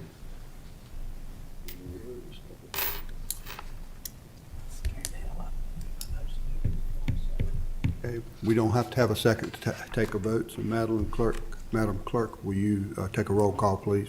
Now, what is the motion? I'm sorry, I missed it. He made the motion to accept the agreement and approve the outdoor permit for the racetrack based on the agreement that's been made with Margaret. So Morris, Margaret is Satisfied with this? satisfied with. Okay. I'll second it then. Okay, we do have a second. Madam Clerk, if you will, take a roll call, please.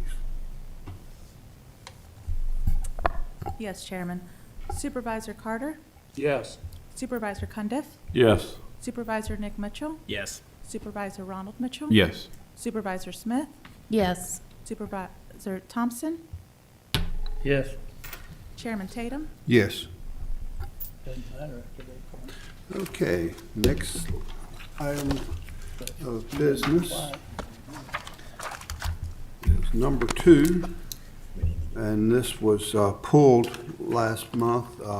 Request to authorize the release of escrow funds for Moonlight Cove subdivision. Mr. Sandy. Yes, thank you, Mr. Chairman. I was looking for Lisa. I think she's had to go over to the BZA meeting, so I'm going to do my best here. So this was an item that was pulled off of the consent agenda at your last meeting at the request of Mr. Thompson. And Mr. Thompson and I have spoken about some of his questions, but in essence, what's happening here is as the developer originally developed this subdivision, did post a bond, and the roads were supposed to be brought into the state system. The roads were built but never brought into the system, and part of the issue with that for this subdivision and others is the state will not take the roads in the system until they're pre-occupied dwellings. And so in some of these cases, lots didn't sell, houses weren't built, whatever, the developer moved away, various things for various subdivisions. In this particular case, the homeowners, we do have an escrow, don't have the number off the top of my head, but we have an escrow that we do believe will cover the needed repairs to get these roads into the state system. The HOA is come forward asking that the county would let them use those funds, do what's needed to be done to the roads to get them in the system. The developer has agreed to that. So in essence, it's his money that we've been holding. We've earned interest on that. He's willing to let the money be used for that purpose. There's a signed letter, I think it's the second page behind your executive summary, where he's acknowledged that. Just as I clarified to Mr. Thompson, and I'll clarify to the board, is that we will not release any of those funds until we have confirmation from VDOT that those improvements have been made and they're ready to take that road in the system. So in essence, the work has to be done and approved by VDOT before we actually release that money. And it's similar to one we did in Mr. Mitchell's district 2 years ago. 2 years ago. Fox Run Road, similar type of, not exactly the same, but very similar, where the HOA was going to hire the contractor, get the work done, and then once we had a agreement, acknowledgement that the work was done to the satisfaction of VDOT, then we were able to release the funds. And in that case, we actually issued a check to both the HOA person and the contractor, so both parties kind of knew what was happening, and one person didn't take the money, and so just to keep everybody accountable, and I think we would likely do the same thing here. So in essence, that's what this request is for. And if, Mr. Thompson, if you have additional questions or anyone else has additional questions, I'll be happy to try to answer those for you. Any questions? I have nothing else. Okay. I'm No satis- county money. It's all from the bond, right? Correct. There is no county money being requested to be used for this. And as far as we know, you know, unless there's something really crazy, there should be enough funds to cover it. Okay. Any questions over here? All right, what's your pleasure? I'll make a motion. Well, it's Tommy's district. It's your district, Tommy. Anybody can make a Oh, you motion. want to make a motion? I'll make it, but it's your district. No. Oh, I'll make a motion to approve. well, my question was, Mr. Thompson, Supervisor Thompson, you satisfied? Yes, they answered You my got it? questions. Okay, all As right, long I'm as- sorry. As long as the check's not written prior to the work being done. Okay. And then, I did not, my thing is a clarification. I did not know until we had our conversation, the rest of you all, I'm sure knew that, but I didn't, that there had to be 3 residences in the property before that was done. Yeah. And that's the reason why it's not taken into the state coffers to begin with. Yeah, like I think you pointed out, I mean, ideally, we would want them to complete the roads, have the roads accepted before they ever sold the first lot, but we don't have that, we don't have that ability We got too to. many of these places around here for these developers. Now, Mr. Chairman, I want to make sure that Mr. Thompson was satisfied, so, okay. I'll make a motion. And we have that motion highlighted in your packet. Huh? If you, under tab 2. I make a motion to approve. Thank you. I make a motion to authorize the county staff with the county attorney and the Department of Finance in concurrence to release the cash escrow funds provided by the developer for this project to reimburse the Moonlight Cove HOA for costs incurred from the punch list, other road improvements, and VDOT fees, including bond requirements for acceptance of the road and the state secondary system. Any cost beyond the cash ARA funds available shall be the responsibility of HOA. Okay, we have a motion and a second. Any further discussion before we take a final vote? Madam Clerk, will you take a roll call, please? Supervisor Cundiff, Yes. Supervisor Nick Mitchell, Yes. Supervisor Ronald Mitchell. Yes. Smith, Yes. Supervisor Thompson, Yes. Supervisor Carter, Yes. Chairman Tatum. Yes. Okay. Mr. Whitlow, other matters and updates? Yes, Mr. Chairman, a couple of time-sensitive matters that are up before us.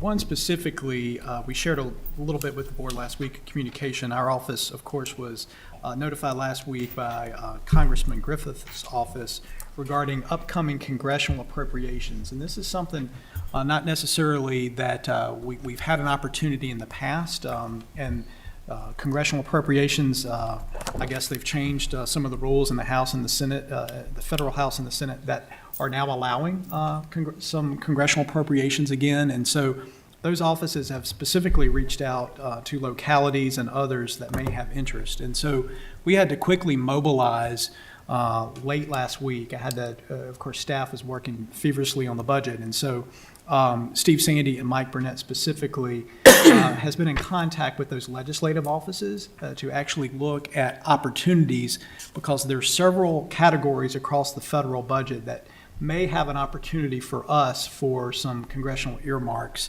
But those projects, the time-sensitive nature, they have to be in prior to likely the March 21st regular meeting of the board. So we know this is quickly upon us. And so we've asked staff to go through the information, and I think they have information to share with the board of likely what are some areas that we likely would have the most or the greatest opportunity to look at. So I have not necessarily had an opportunity to be involved with this tidying up the county budget the last several days, but we'll call on Mike and Steve to share with the board at this time, just for some board guidance and direction, and kind of share what we're thinking.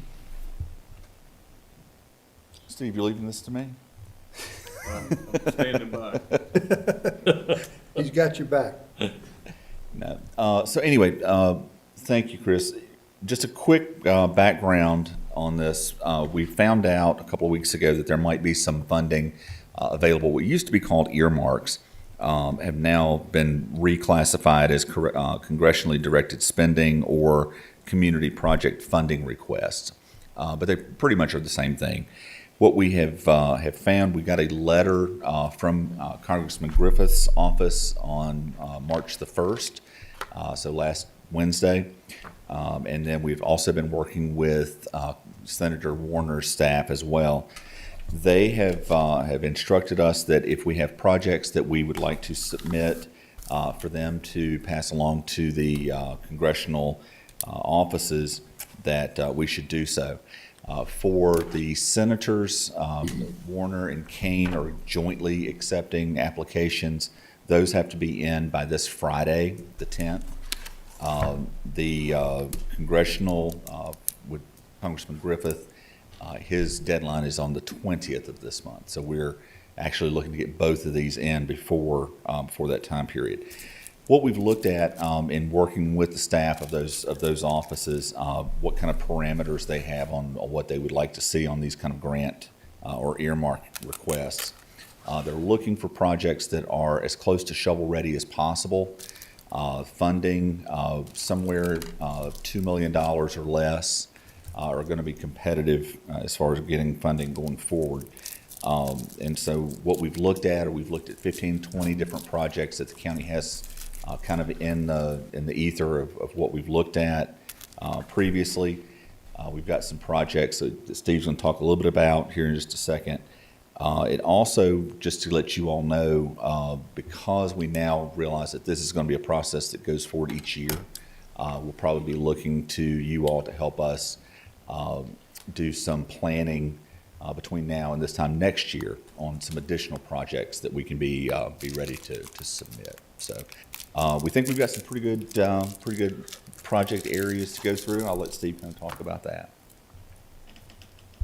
All right, yeah, as Mike said, this kind of all came about, rather quickly, and it's one of those deals where, hey, you just put something in and see if you're fortunate enough to maybe get some funding. It obviously goes through those offices, then also has to go to the various congressional committees, then has to be voted on as part of the federal budget later this year, and if all of that comes true and comes to fruition, then maybe we get something at the end of this year or the first part of next year. So that's it's not really a grant necessarily.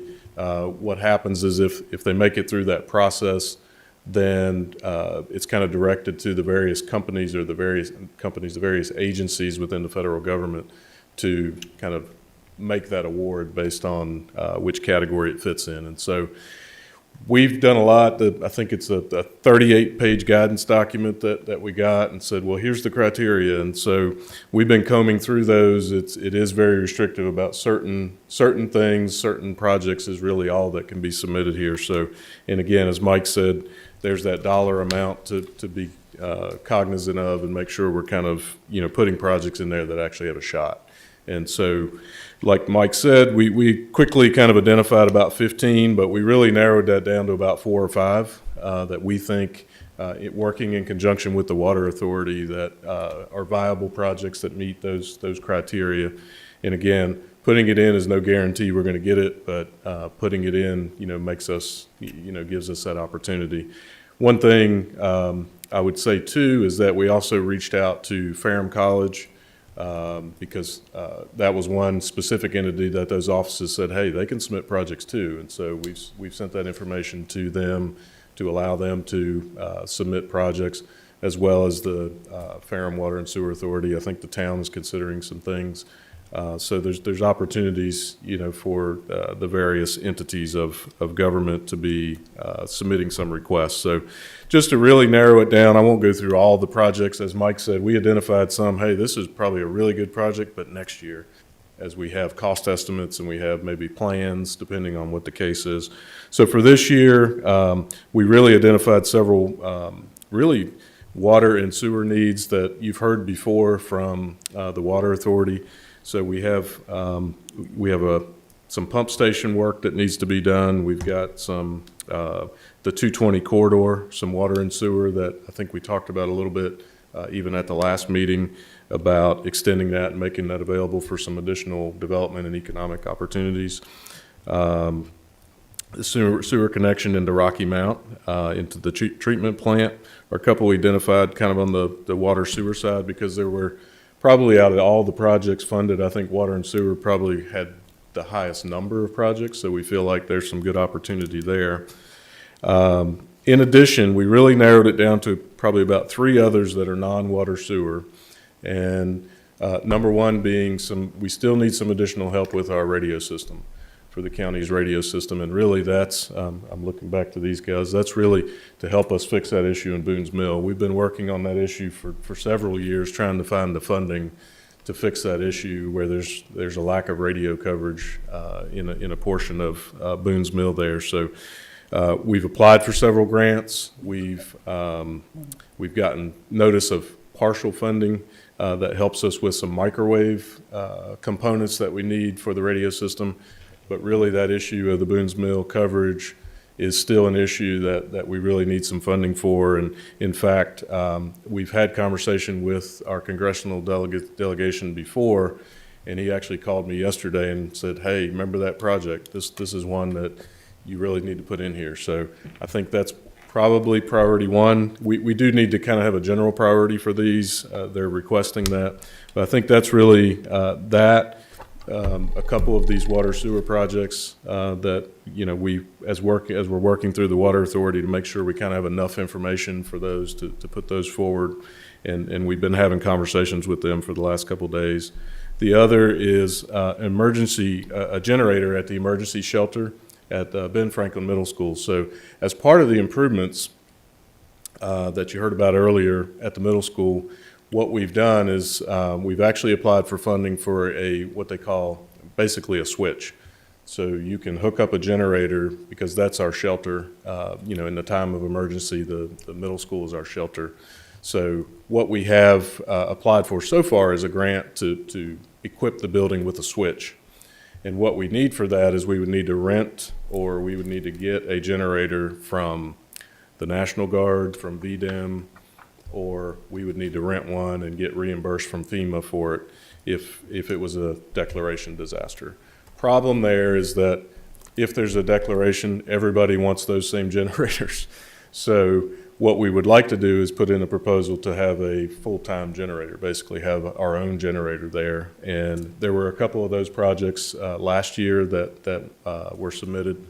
So we feel like that could be another priority, and that does fit the categories of the public safety. So that would be another one. The third one we identified, and we saw a number of these requests, is YMCA facility. And so to help with needed improvements at the YMCA is another one that was listed. Actually, YMCAs were listed in probably 4 or 5 other cases there. That one, the reason that one rises to the top is because we have a pretty good list of what's needed. We have pretty good estimates with what's needed, and so this could be an opportunity to potentially get funding to make that happen without, you know, having to find it with local dollars. So those are really as we kind of went through all of this, those are the ones that rose to the top. So the radio system, YMCA, generator, and then water and sewer projects, primarily sewer projects, and which would include pump stations and the connection to Rocky Mount, and then that 220 corridor, you know, trying to look at enhancing that there. There's also a water issue with the subdivision or Iron Ridge Road area. You may remember hearing about that, and so we have some estimates on that one as well. That one maybe exceed a little bit of that sweet spot as far as the cost, but those are the ones we're considering. We wanted to get feedback from the board as far as any of those completely off the table, any others you might think of.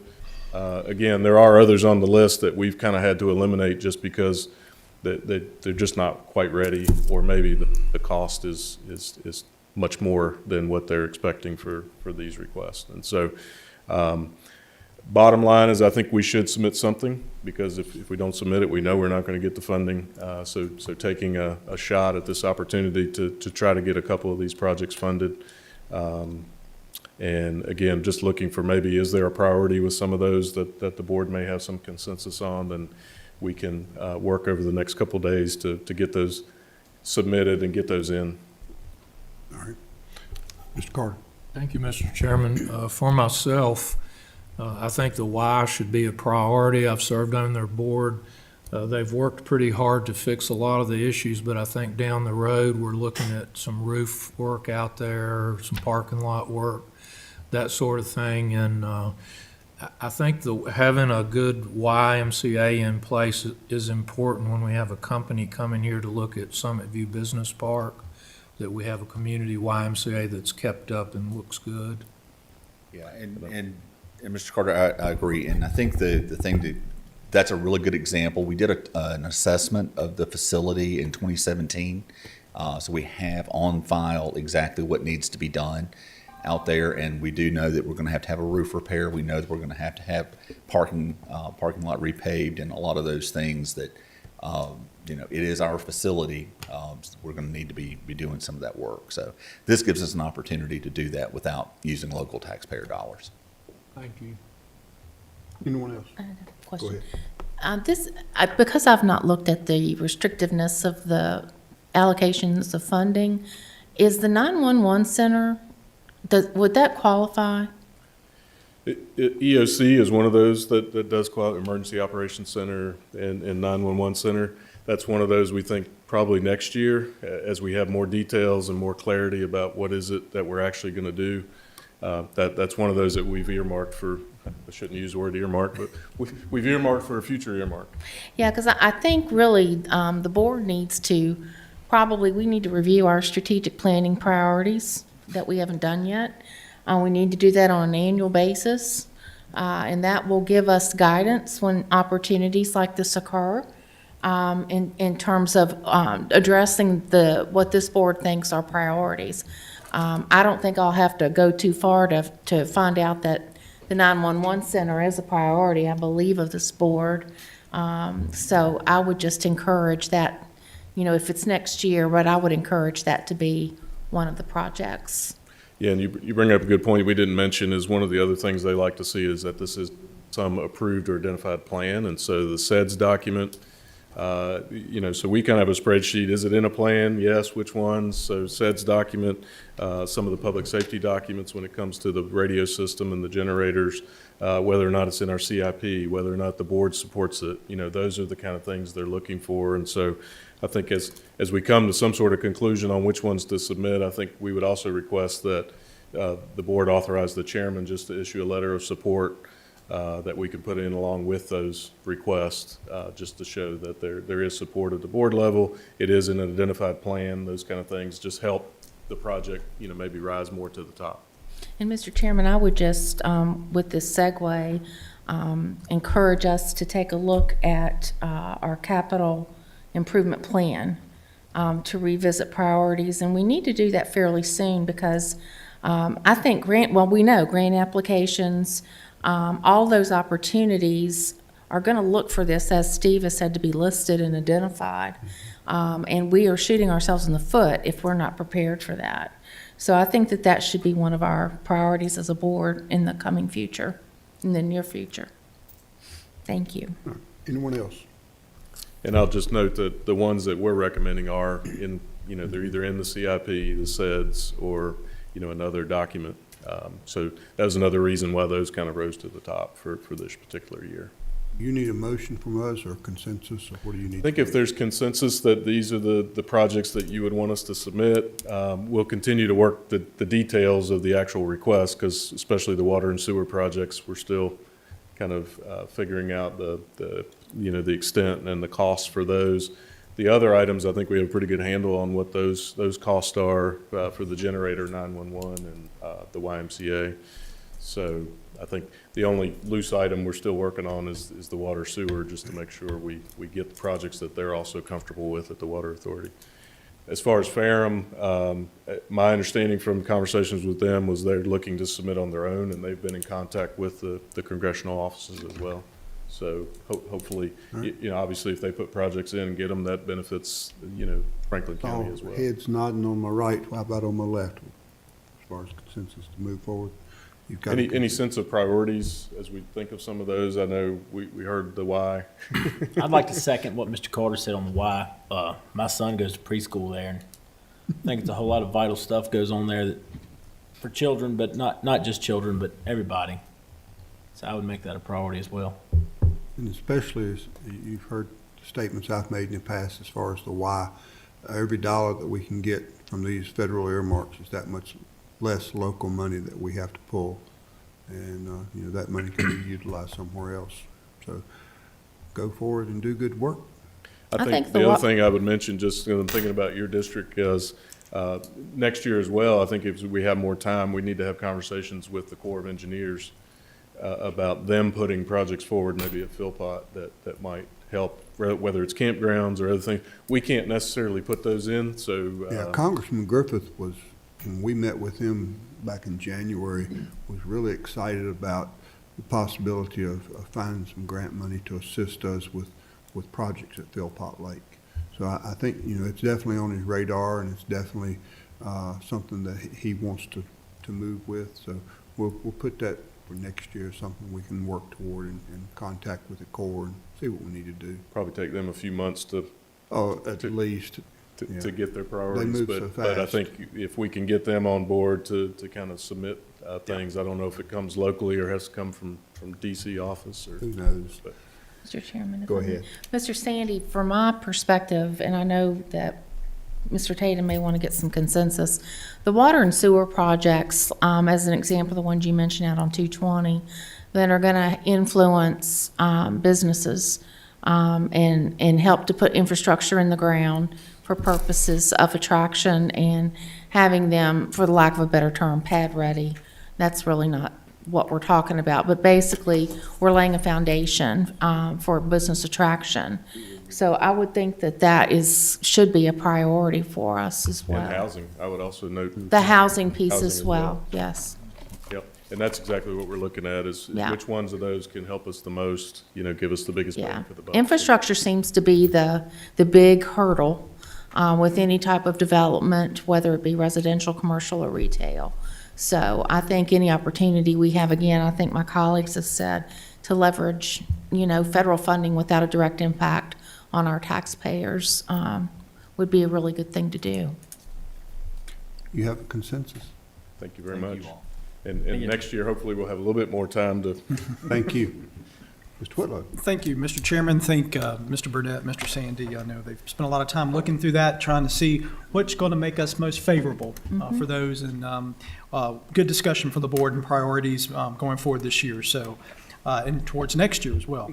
That being said, a couple of things also in terms of time-sensitive deadlines, Mr. Chairman. We do understand, and of course, the sheriff was with us several weeks back and held a work session, of course, with the board.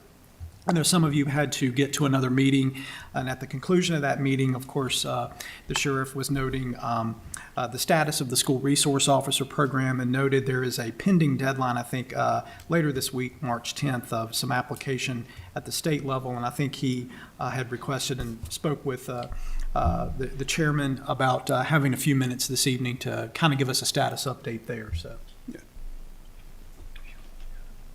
Thank you, Mr. Chairman, board members. I know it's been a long day, and I'll make this very briefly. This is a continuation of our SRO program through the grant funding through the state. I think we've had a lot of discussion about that, and we knew that there was going to be a new phase of grant opportunities. Well, that did come available through the governor's office in February. There is a deadline of this Friday, March the 10th, for the submission of those applications. Approval would be sometime in May, the notification if we are approved for that. What does that mean for us moving ahead? Just to give you a quick summary, you already know that we had 2 grant positions that have been in place for some time. That funding for those 2 grant positions ends this fiscal year at the end of June.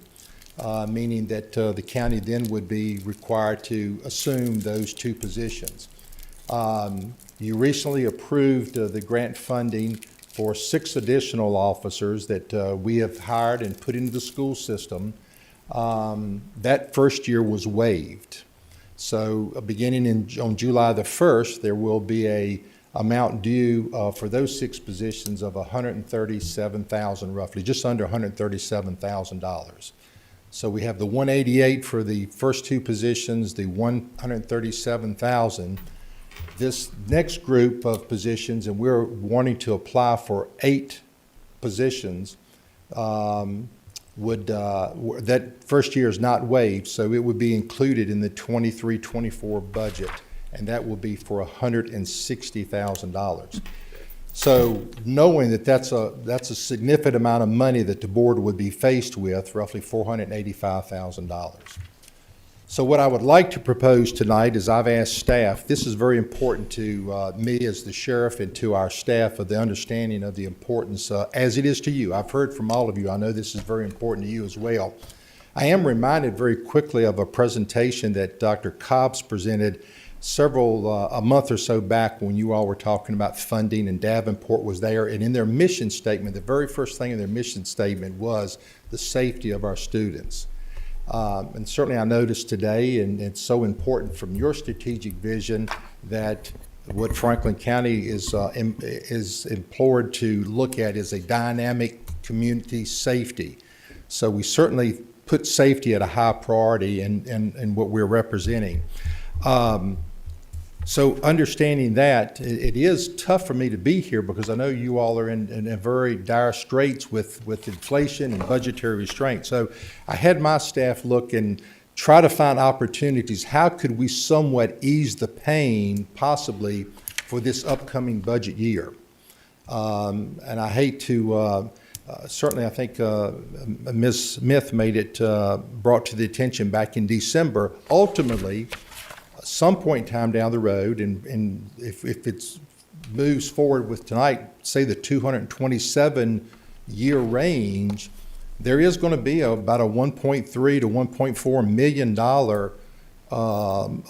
ongoing expenditure for these positions that will have to be incurred by some, whether it's the county or the school board or mixture of both.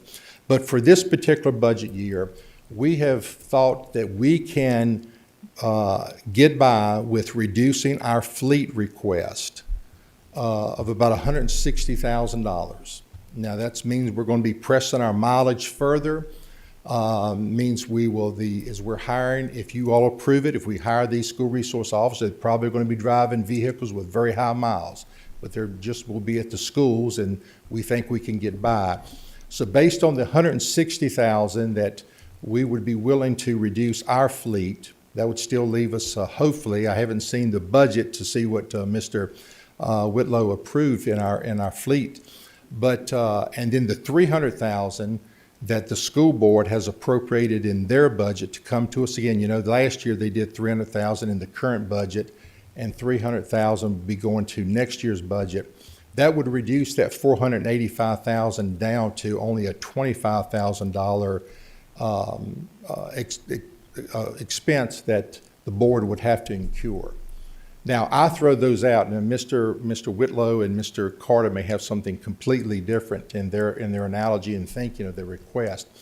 But I say that just from the point of we do believe very dearly that we need to continue with this program of SROs in the school. We've already seen the productive things that have happened, several situations that have occurred that could have ended in bad situations, and we believe that we need to follow suit and continue with this program. I give you this information not trying to say that others are doing it, we should follow.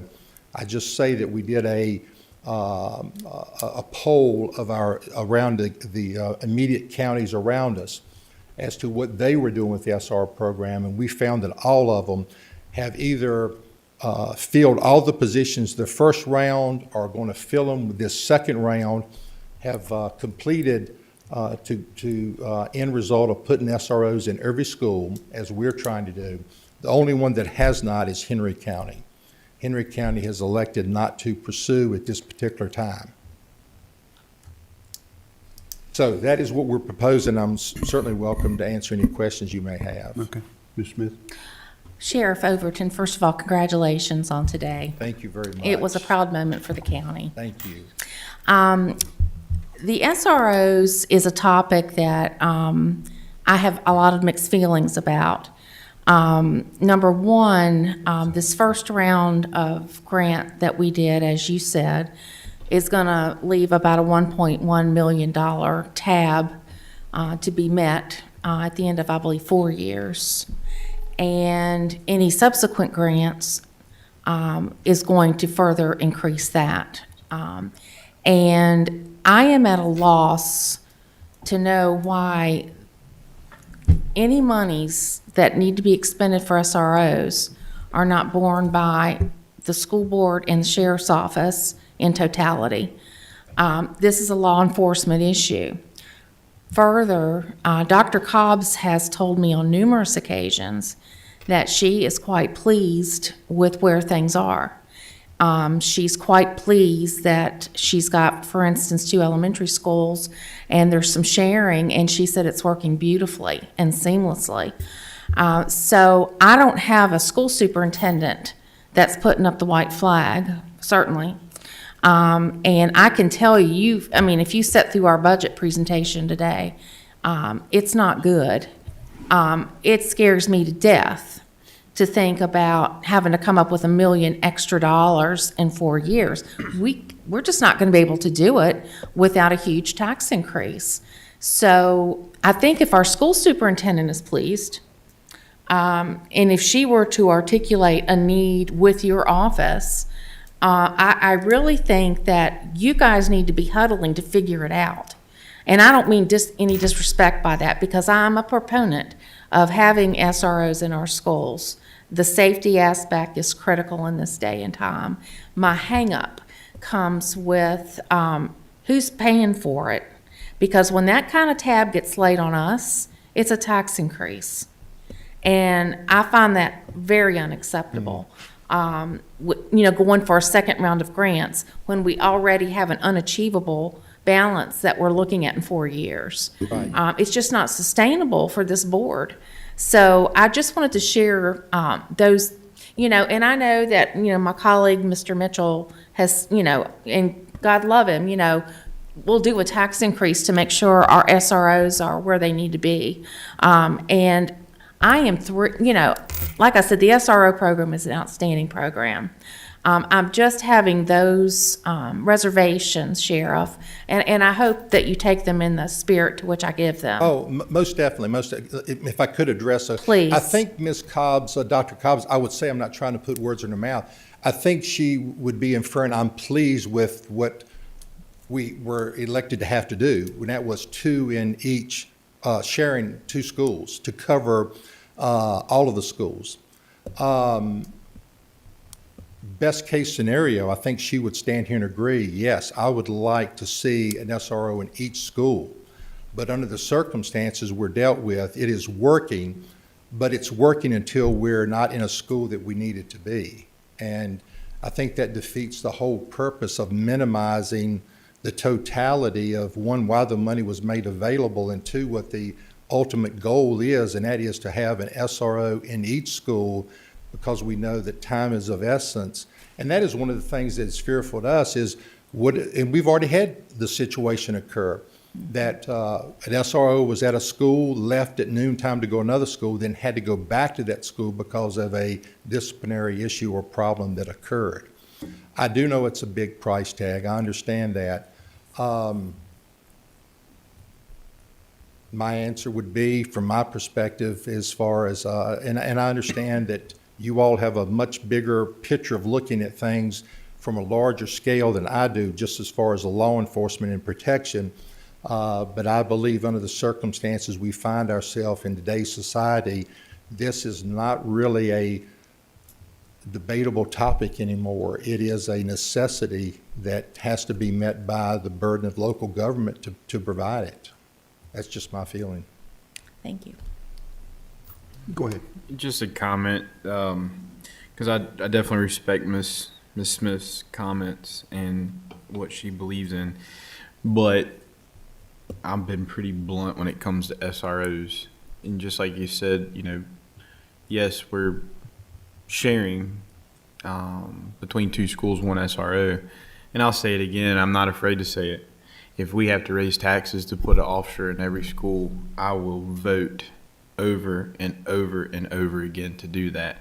I strongly feel that having that officer there to meet these threats with lethal force is absolutely necessary.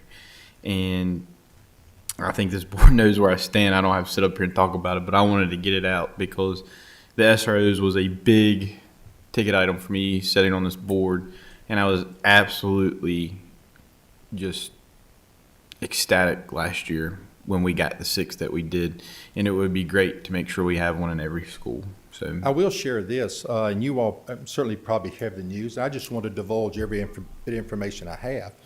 And I don't know every locality's business, as far as what struggles they're faced with. But I do know recently in the news, the Christiansburg Town Council elected to pull their school resource officers out of, I believe, 5 elementary schools. They've got a robust population.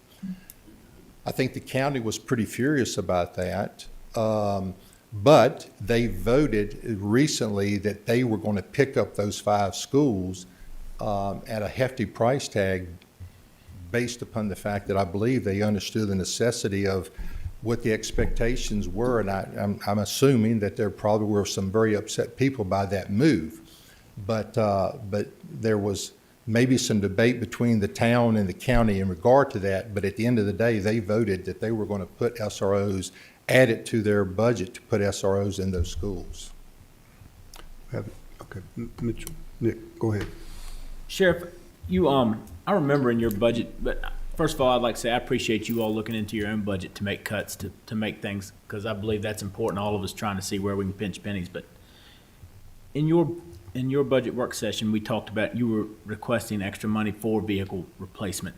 What you're basing this number off of to cut the 160,000, is that based off of last year's, what you were allocated, or is that based off what you're asking for this coming year? Last year, I had do not have information whether we got approval for the additional, so I was basing that 160 off of the current budget of 430,000. Which is 400,000. Yeah. Thank you, Sheriff. Mike. Thank you.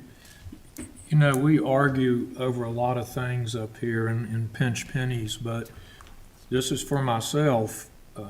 I don't want some child's blood on my hands. If we can provide school safety for $25,000, and I understand everything Lori said, and I agree with everything you said, but we're just gonna have to find this money moving forward and provide this safety for our schools.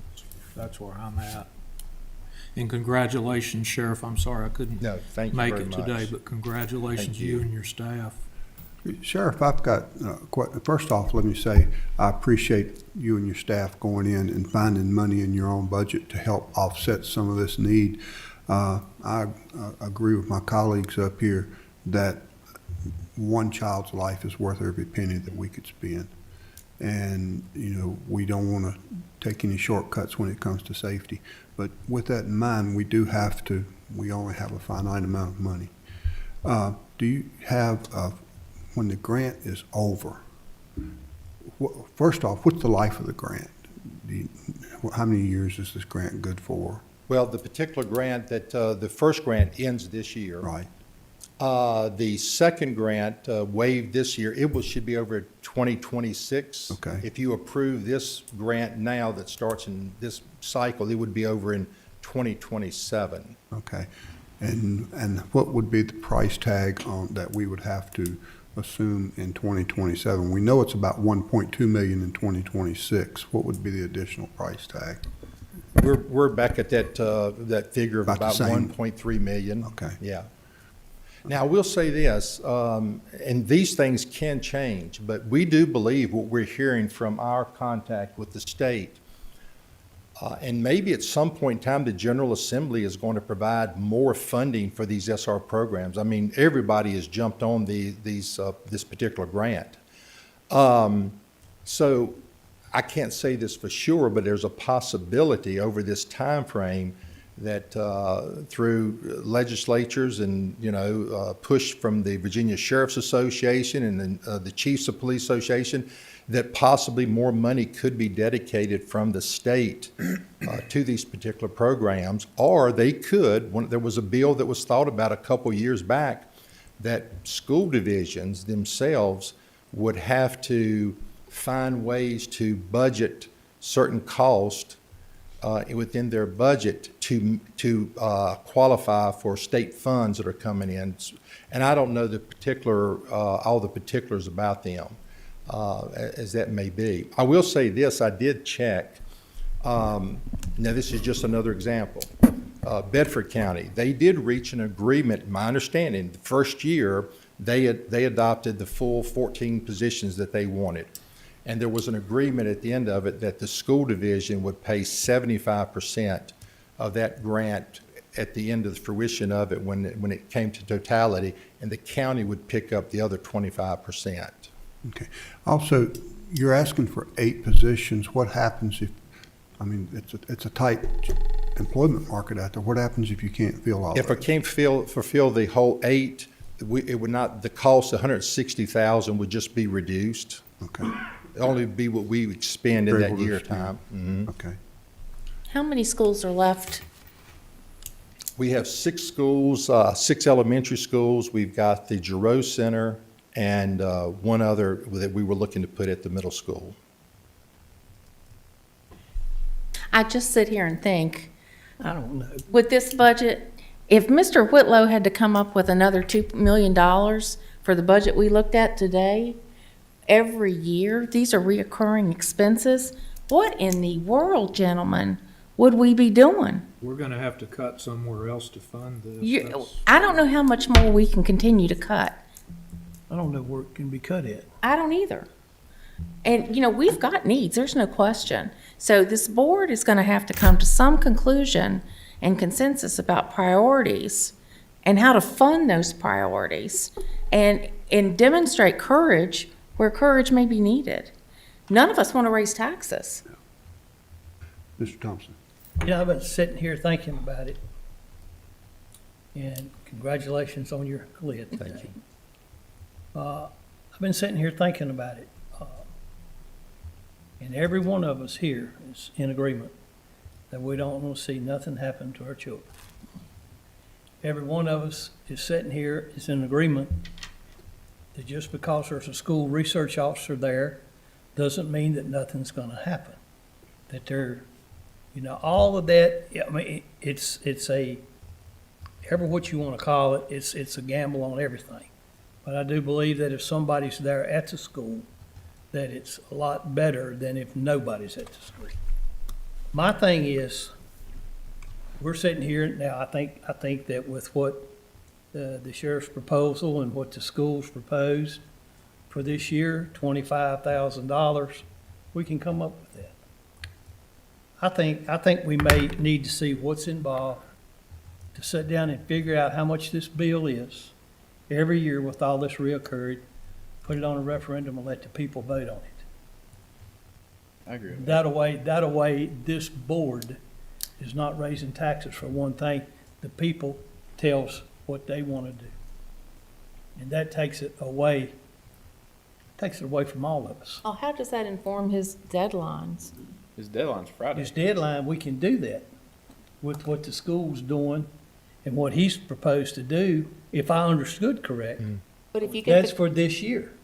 but That's for this year. you'll get the grant cycle that's gonna end in 2027, and that commitment is made once you accept those funds, right? That is correct, yes. That's what my point was, Mr. Thompson. I think your idea is good. I love his idea. You put on a referendum and you let the citizens tell you to raise the taxes to pay for them.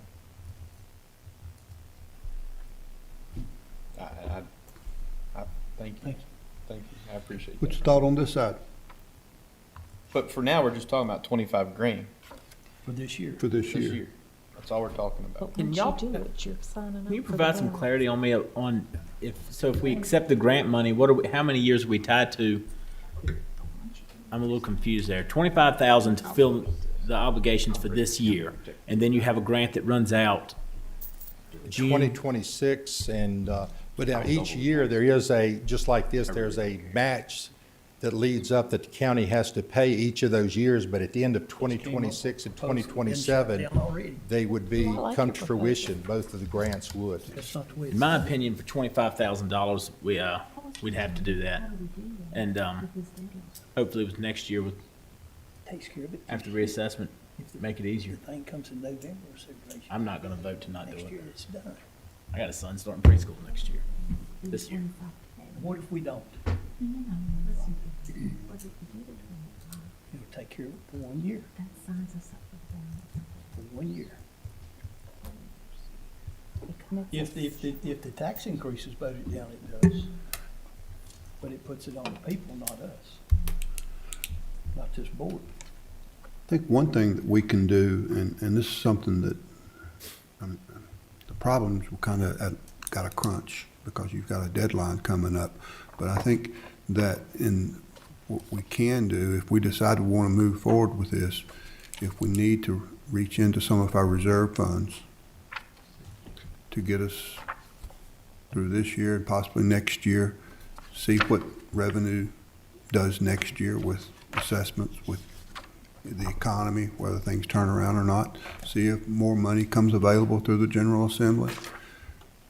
And we need to find out the legality of putting it as a referendum. I support putting it on a ballot, and if the people say that they want to agree to a 2 cent tax increase to secure our schools, then that's their decision. But You don't know that it's too soon. we don't know. It could. They gotta figure out Yeah, how much. You gotta figure how out the much- dollar amount, the final amount. You, if I understood it right, Mr. Tatum, his proposal of the 25,000 just takes care of it for this For year. just this year. But then it's gonna be, is it 3 more years that we're gonna be? And that's why if it goes on a referendum, then the tax increase will have to be next year. Yes. To cover that. And I don't know what all is involved into that, but all we're talking about, I'm not gonna vote for anything to use our fund balance.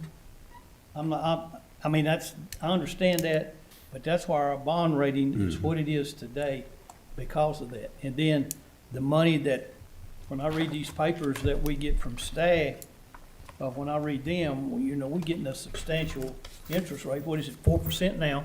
Yeah, on our That's, savings. and 4% of that kind of money, that's a pretty good chunk of change. But also the stability that it does to keep us within, our bond rating and the money that we can borrow, and then with our composite index numbers. All of that comes in with that. And that right there, we're sitting here and we have talked hours and hours and hours and hours, and nothing's being done.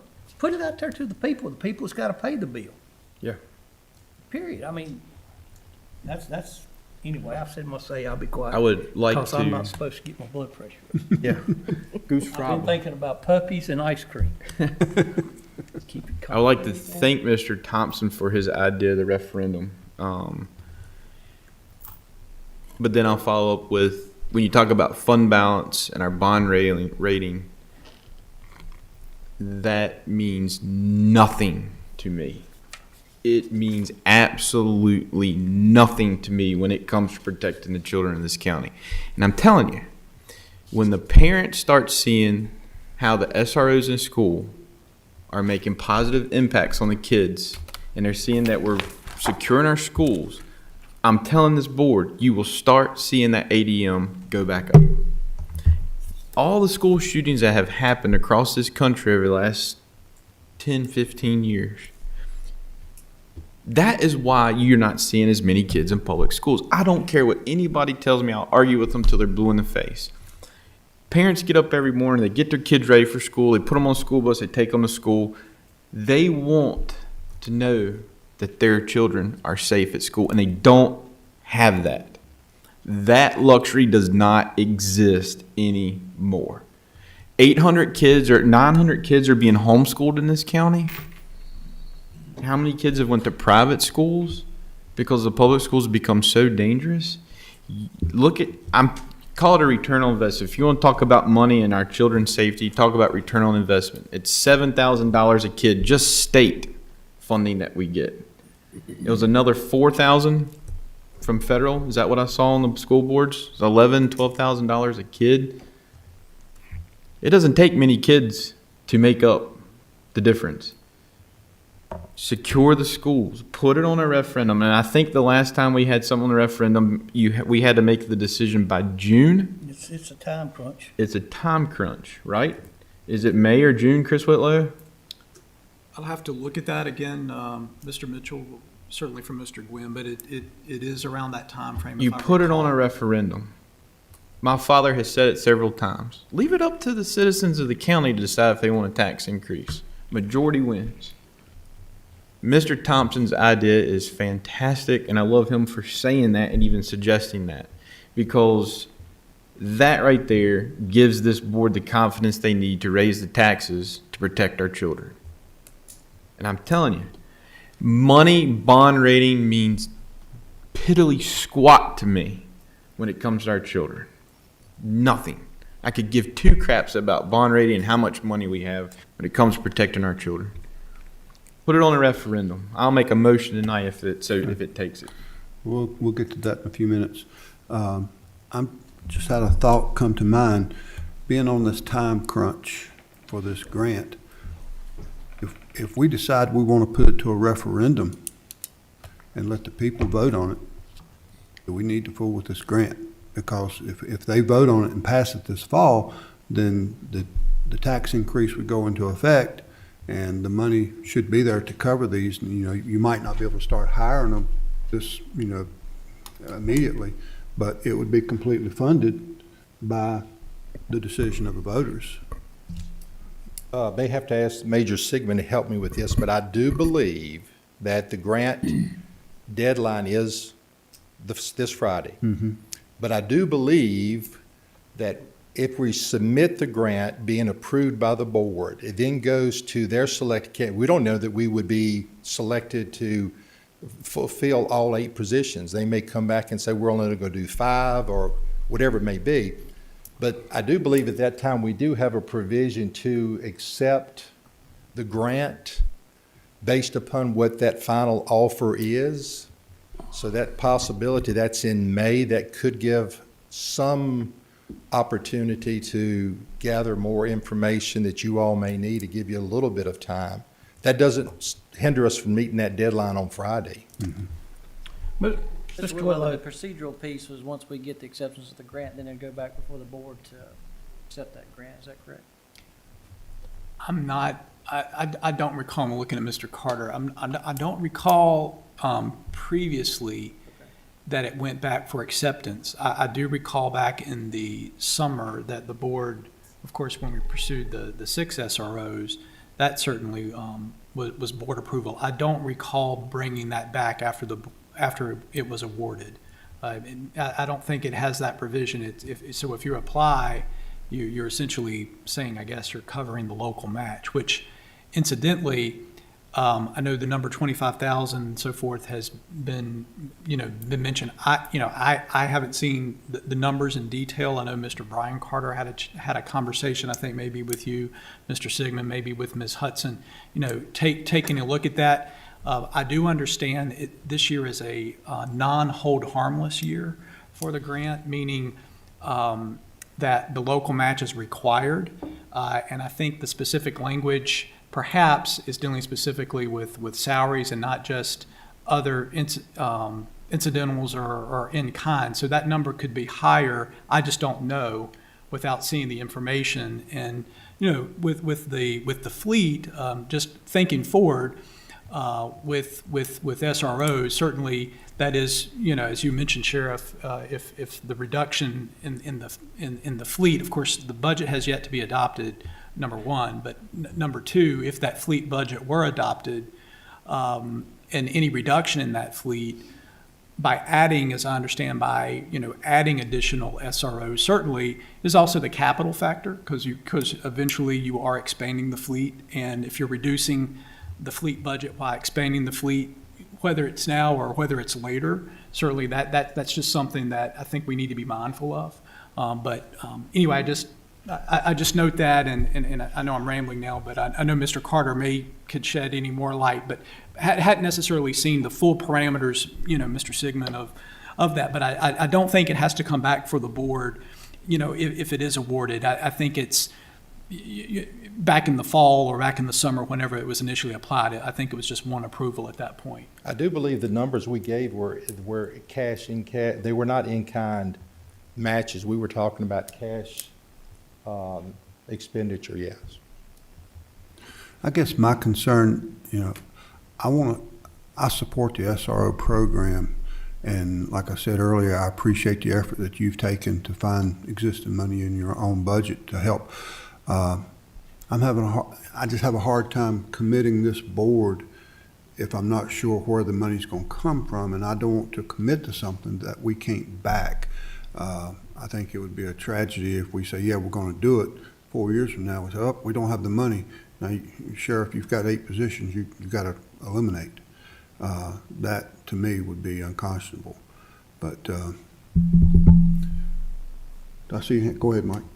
Yeah, I just have a question, Sheriff. These positions, if you get them, would we be able to utilize those officers for code enforcement and some things like that during? We were still in talking about the 6 that we would have coming out this particular summer, in the ability to do some of that code enforcement. Yes, we want to certainly adhere to that discussion that we had, that would be available. Okay. Anybody over here? Give them the Aye. 25 grand, let's move on. I don't said everything I wanted to say, I guess. I gotta go home, help get my kids ready for school tomorrow. I would like to say one thing. I would like to say one thing. Can you speak up in the microphone? I can't hardly hear, I'm sorry. I would like to say one thing, and I would like to say it for the benefit of the whole board. I feel like it is incumbent upon this board for today and tomorrow. And I want to caution this board in spending the money that we have set aside. I understand exactly what you're saying to protect our children today. But when that money's gone, it's gone. And you're talking about a tax increase that's going to be huge. And it may even be to the point that our county, beloved county, becomes like some other impoverished areas because we've taken care of now. I think we can achieve our goal. We got to do it cautiously and do it very carefully. I know that this money that's come up, that has been raised from the sheriff and the school board, that's just for this year. Because, and if we do that, then what is it? It's going to be, I think, Ms. Smith said it a while ago, it's like 3 more years that it's not going to account for. But if we can get that, and I'm sure that the language, I don't have a clue what the tax increase is going to be to cover something like that. But I would think in the language, you could put something to the effect of 2 cent to a cap of 6 cent or 8 cent, ever what the number is, to get the. I mean, you know, it's serious, and we're trying to operate. I think that I remember back when I ran for the Board of Supervisors, and that was back in the 2008, I think, 7. One of the biggest things when I ran, I wanted for transparency. Now, I would have argued with you that there was a lot of waste in the county, and it was proven that it was. I don't think it's there today like it was. I mean, Mr. Whitlow gave us this budget a while ago, and I was surprised that he gave us a balanced budget without a tax increase. That blew my mind. I was not expecting that. And so I think that, no, I don't think there's no, I'm not going to go there. I'll keep my mouth shut there. But I think that this can be accomplished, but it surely is going to have to be done very cautiously. And don't be mistaken by these numbers. A lot of them are just one time, and that comes on. Wow. I mean, I'm curious if you get by with cutting the fleet for 1 year, what that's going to do to you. I mean, I agree with what you're doing. You're giving older cars to school resource officers just to drive to school. I understand that. That's cool. And to have a police car presence out there, a marked car. But, yeah, I'm through. Ms. Smith? Yeah, I just wanted to kind of interject a thought for my colleagues. I don't think this board has any intention, at least I don't think so, of hitting our fund balance. Your fund balance and your reserves are one-time monies to continue to fund an increased revenue stream for SROs. That's recurring. It's going to be part of your operating budget year to year. So depletion of your reserves or the fund balance makes no fiscal sense in my mind. And I think it goes to Mr. Thompson's points as well. You know, that's just a cardinal thing you don't do. It's a cardinal sin, if you will, you know, about using one-time monies to fund recurring expenses. So I wouldn't Well, yeah, so I know fund balance been mentioned a couple times. So I just wanted to get that on the table. I've heard the statement, using the fund balance, and when I mentioned earlier about using reserves, I didn't mention fund balance for a reason, because fund balance is one of our reserves. We have a couple other reserves in the budget stabilization, some other areas that we could tap into if needed to get us to the point to where we can see the more solid numbers. I guess the hard thing that I'm having is, when can we expect to know those hard numbers and what effect? And, you know, one thing, we don't know what next year, what money we're gonna have available. I like the idea of putting this to a referendum and putting it on the voters and let them decide. And if they do decide, let them, and they decide to pick up the whole tab. Done it before. That takes it, you know, that gets away from having to worry about this grant process. Now, we may lose some time of this summer of being able to hire people. It may put us off 6 months to a year of whenever we can implement it. But I think that in itself is a great idea. I support going after, and I've always been supportive of going after grants when you can get them, but when they give them to you and they give you such little time to get your facts straight, and you got all that, but it gives us such little time to see what because everything's cause and effect. If we approve this, then we've got to find the money to make up, to pay it.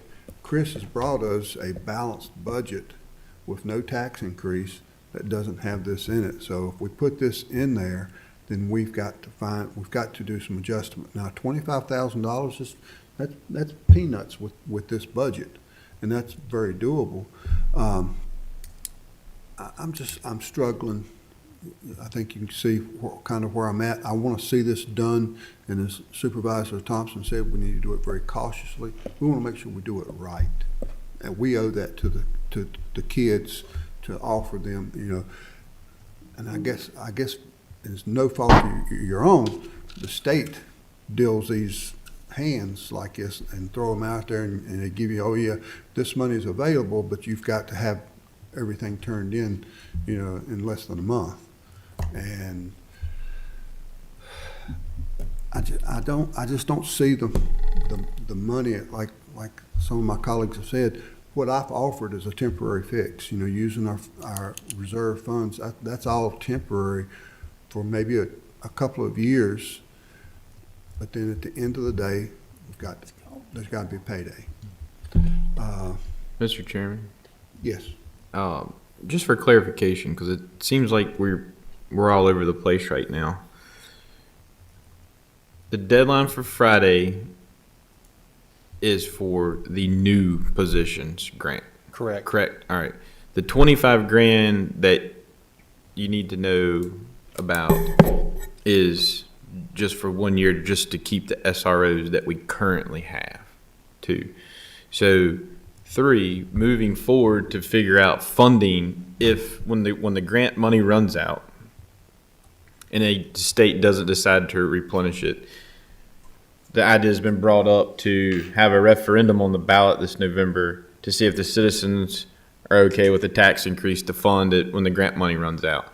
So we're talking about essentially 3 different things here. You got a timeline, Friday, to apply for the grant, 1. 2, you need 25 grand to assure the current SROs, which I think we should be able to pull out of any reserve fund that we have, in my opinion. But we're so off track here, Mr. Chairman.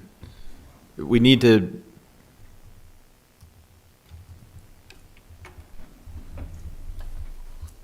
we're so off track here. I mean, we need to, one, hey, Ryan, what account can we pull 25 grand out to assure the SROs for the upcoming school year? 1, 2,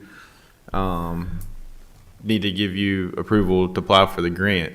And 3, we need to make a decision if we're going to vote to put it on a referendum in November to see if the citizens approve of a tax increase.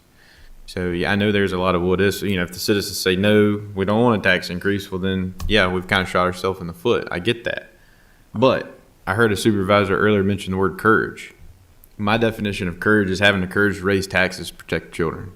And I, for one, would vote over and over and over again to raise taxes to protect our children. And I think we'll see on the referendum that most of the citizens in this county would vote yes for a tax increase to protect children. Not talking about just children, I'm talking about grandchildren. Most of the people on this board have grandchildren.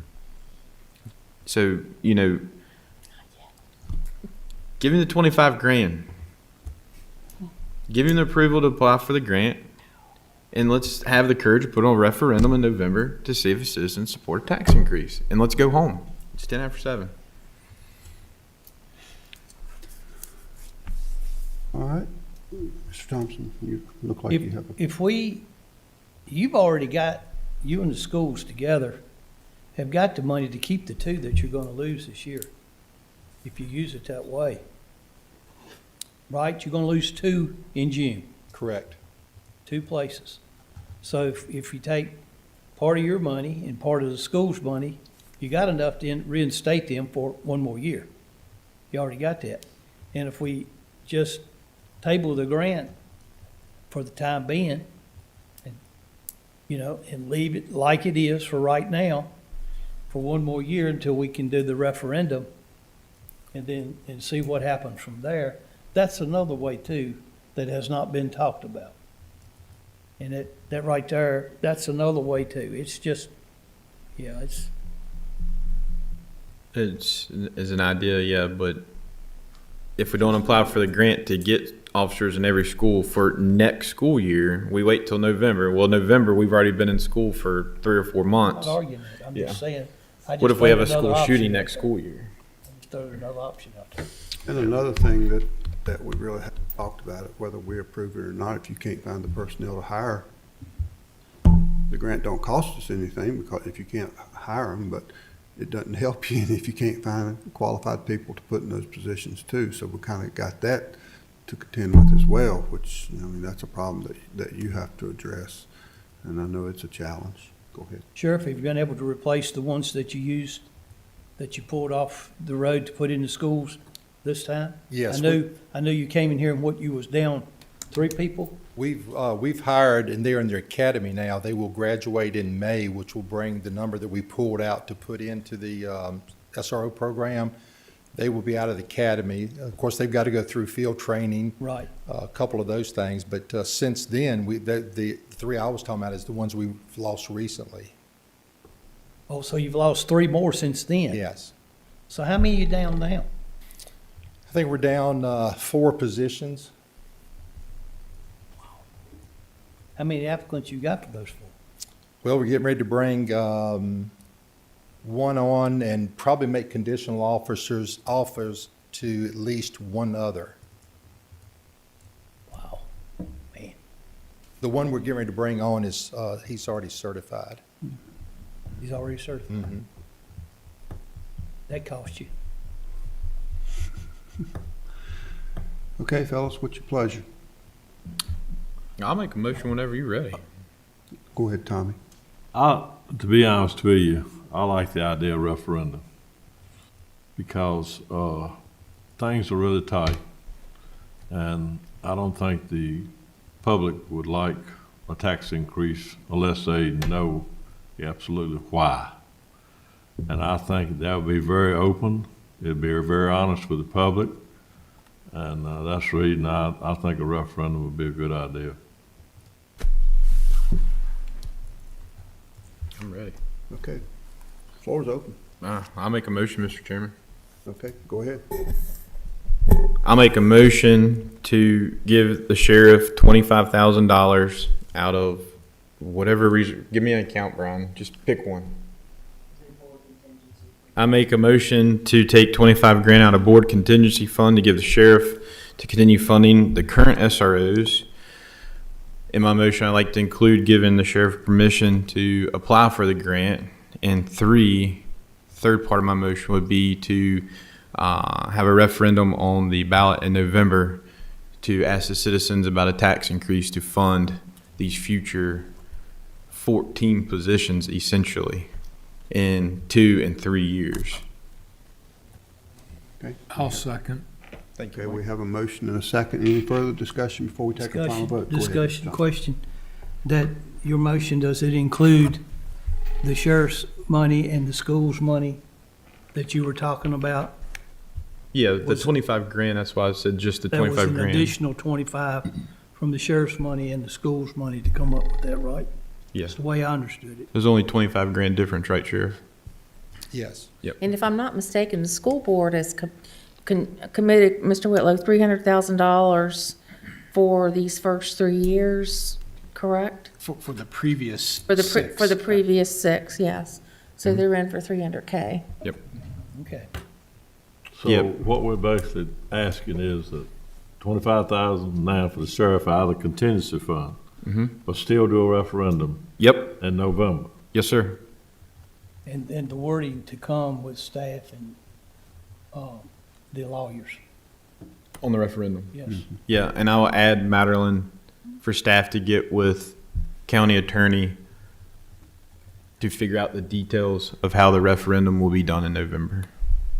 So it's gotta be the wording, and it's gotta go to circuit court to be approved. Yeah, if the timing is even doable. It's gotta be, it's gonna be a time crunch. Yeah. Yeah, I think it's like June, the last one we did. We had to have it figured out by June. Mr. Chairman, I would just like to second what Ms. Smith said on, we just got presented a budget today that is balanced with no tax increases, and had 20 different requests for staffing, and we didn't fund any of them. And if we apply for these grants, and then if I'm understanding this correctly, y'all are blowing my mind this evening. If I understand this correctly, if the sheriff, if we get these grants, then we're committed, that pays it for how long? 3 years. 3 years. Be 4 years for these 8 we're talking about tonight. There's 3 years left on the 6 that you approved back last year. And then after that, we're gonna be left holding the bag. That being said, that if I can, Mr. Mitchell, to your point, yeah, at the end of a 4 or 5 year period, but it doesn't mean that we have to that you're held harmless for 4 years. It's a graduating scale, so the county's going to have to come up with additional money every year leading up to the ultimate. It's a graduating scale, as I understand the SRO grant, Mr. Carter. Question. I'm sorry. But just to back up what Lori says, I lost my point. That's a lot of money for us to have to make up, and the only way, I would vote for it optimistically to think that the General Assembly or whoever's gonna come up with more money in the future, but that's a big gamble we're taking. And also on the fact that it's a reassessment year and we may have more monies the following years, but we don't know that, and gambling with taxpayers' money is not fiscally responsible. I think that's the reason that we got the motion to put it before a referendum to let the taxpayers decide if they want to pay that or not. And I agree with that, but if we vote to go for it now, then come then, that's too late. Well, I think one of the points we need to bring out is that, okay, we provided $25,000. Okay, we put on referendum. Okay, if we do if we apply for it and get it, okay, we locking ourselves in just in case the voters don't want to pay that. Then what we do? So, I mean, I don't know, I mean, I like my kids to be protected too, but it look like to me a lot of this should fall underneath the schools instead of putting it on our backs. That's the way I look at it. Mr. Cundiff, if I may. Just speak in the microphone, I'm sorry. I can't I'm have sorry, you. if I may, I'm wondering whether the motion needs to have some language that talks about a three-prong effort, funding effort between the sheriff's office, the school board, and the Board of Supervisors.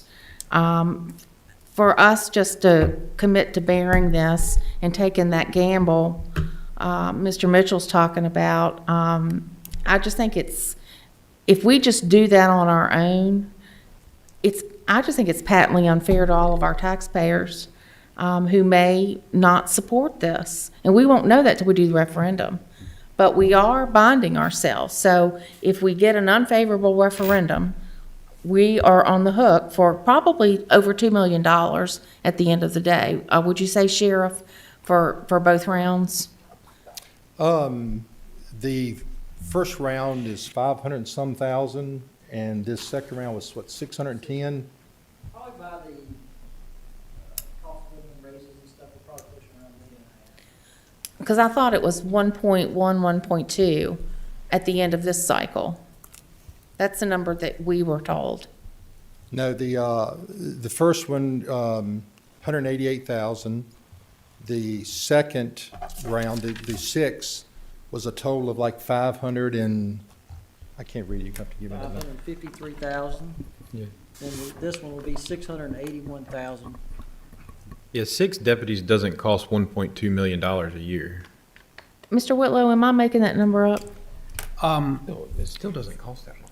The two SRO grants, as I understand, the startup cost, because in that are the operating cost. And so assuming COLAs for the year, so if they're not necessarily fixed cost, if there are future COLA increases as an example, but then also there's the replacement cost in the fleet at some point in that 4 or 5 year period. And so once, the SROs are hired, certainly cost of living adjustments occur each year.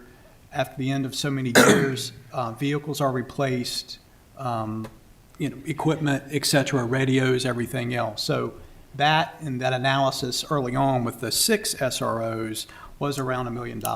So if we're looking at 2 grant cycles, it could potentially be $2 million more in our operating budget that we would need to identify potentially through a tax increase. Over a 3-year period? Or you think it's 1 year? It's in perpetuity. Oh, okay. After the grant cycles are over, that Yeah, money, After they're over, but it's in perpetuity after the cycle's over. And we've got, 4 years on one, or 3 years left on this one? Correct. So we got 3 years, and then if you get this one in, to help me, I Got don't want 4 to say years. nothing wrong. 4 years. You got 4 years from there.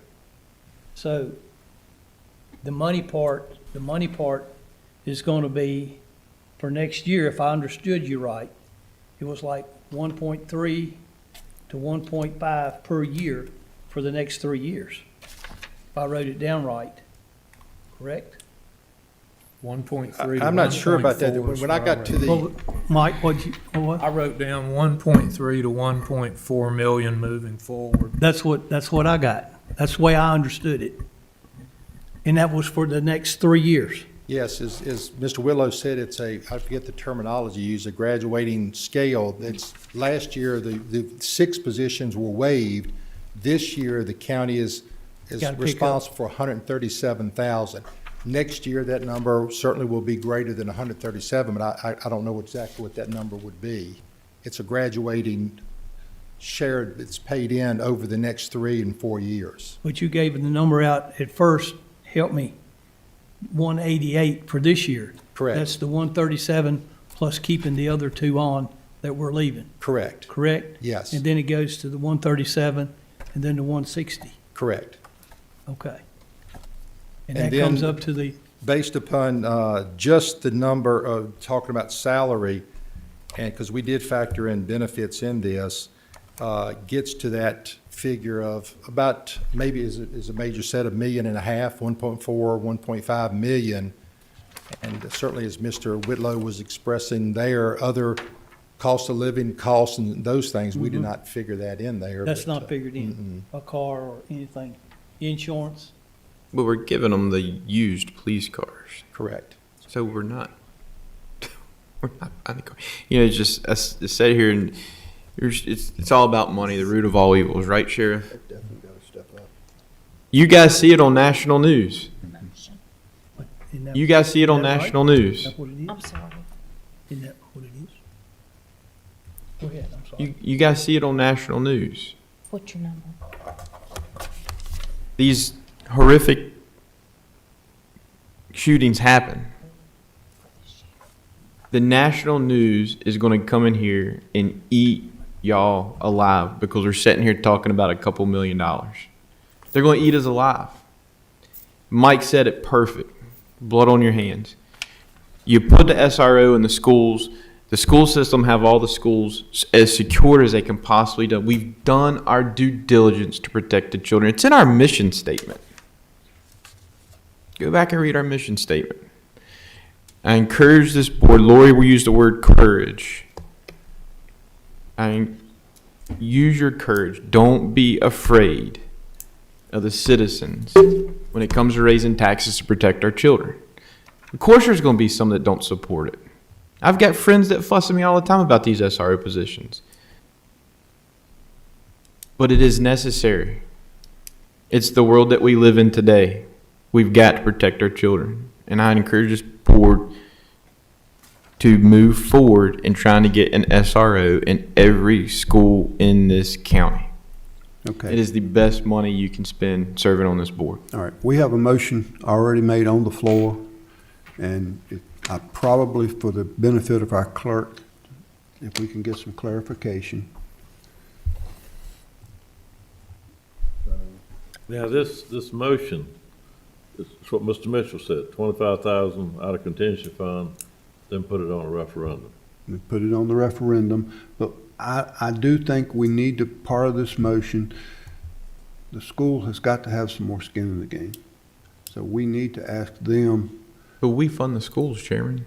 Absolutely, but you know yourself, we can't tell them how to spend their money. So we need some assurance from them, and I don't know the best way to do that, but I think part of this, they need to be included in this process, because I think all of us will agree, I mean, it is a sheriff's department issue and a school issue. Point blank, and a community issue. I mean, it behooves all of us to support and protect our children. They're our most valuable resource, and nobody's going to argue that point. The bottom line, and I think it's come up, is if we do get an unfavorable referendum, what will be our next move? And I think, you know, I'm afraid if we're not careful, that we will paint ourselves in a corner and with this. And, you know, like I said earlier, I do not want to say, yeah, we're going to fund these positions and come up 3 years from now and just say, Sheriff, we don't have the money, you're going to have to let them go or absorb them through attrition or whatever. I think that would be catastrophic. So, you know, all that needs to be considered. So if you will. Just tell me what you want me to say. Let her read what she's. Yeah, let's hear what we've got and see how we need to address it. Give me just 1 second to go back. Okay. Okay, I have the motion to give the sheriff $25,000 out of the board contingency fund, to give to sheriff to continue funding current SRO, include permission to apply for grant, and to have a referendum in November to ask citizens for tax increase to fund 14 positions in 2 to 3 years, and then added for staff to get with the county attorney for details of holding the referendum in November. And add to that the school system and the sheriff's office to be involved to make sure it's a shared commitment. It's a shared financial Make sure it's a commitment. shared financial commitment. Is this proper?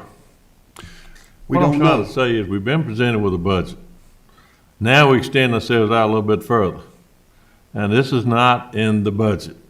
No, it's not. Well, the 25,000 that we're talking about taking to, just so that we can get the grant moving forward, is in our existing budget. Well, I just don't like being put on the spot. No. This is putting us on the spot. And that's just the way I look at it. This is not well thought through planning. No.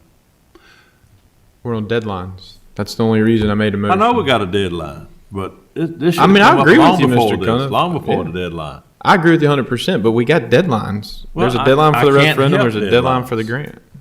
One day I'm gonna die, but I don't know what day gonna be the deadline. But I'm just saying that I think this is improper. I think this is not a discussed, legitimate way to do things. I mean, like I said, the band presented us with a balanced budget. And Sheriff, I have no offense against you, and please don't take it. No, sir. And I appreciate you looking after our children. You do a wonderful job.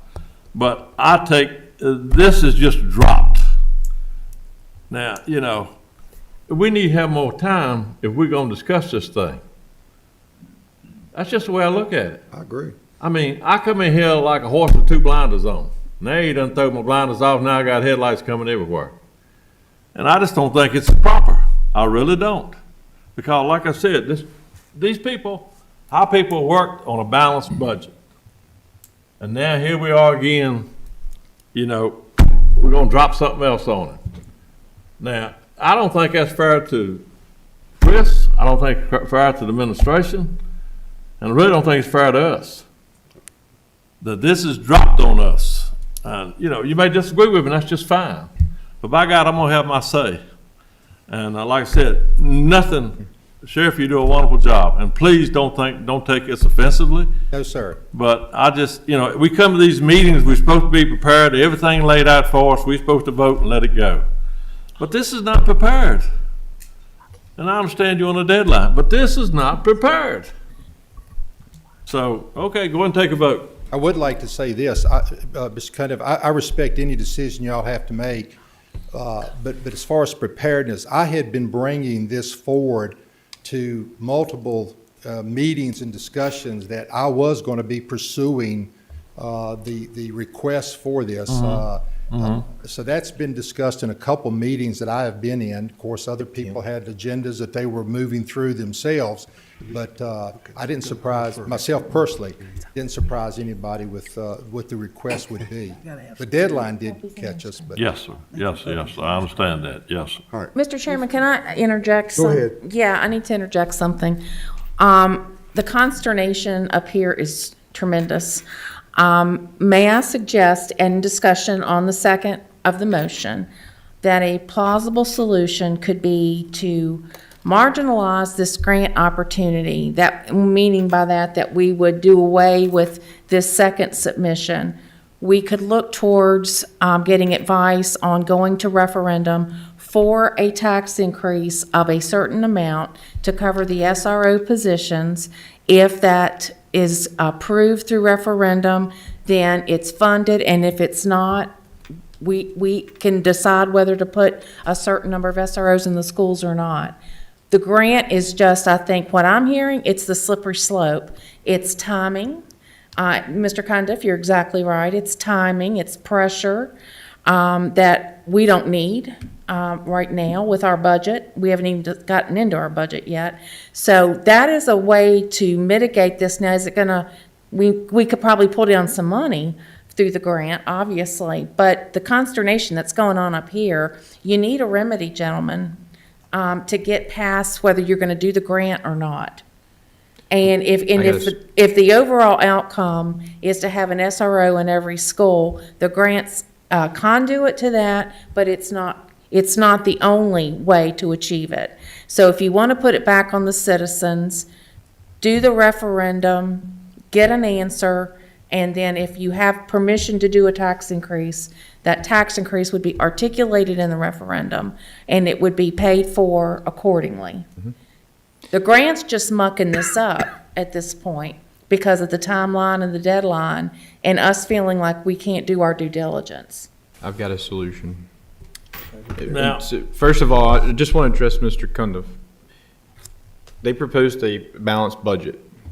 What we're talking about tonight and what my motion was, correct me if I'm wrong, Chris, but it has nothing to do with the upcoming budget that he presented tonight. In 3 years, the grant runs out. If we apply for the grant, in 4 years that grant, so you're talking about budget 3 and 4 years down the road. The $25,000 out of board contingency would be money that's in this current budget year. So it has nothing to do with his balanced budget that he presented tonight. Well- It's for future budgets. So, Madeline, I'd like to withdraw my motion. So let me clear the water up here a little bit. I think I put too much in the motion. Let me simplify it. Let's make it quick because I know Mr. Thompson needs to take a break. Oh, I just make a motion. First motion, I make a motion to give Sheriff $25,000 out of board's contingency fund, and I'll leave it at that for right now. Okay, what's that 25,000 for? It's to make sure that we have funding. That's basically putting $25,000 into what he presented tonight, correct? So that the budget is still balanced for what he presented tonight.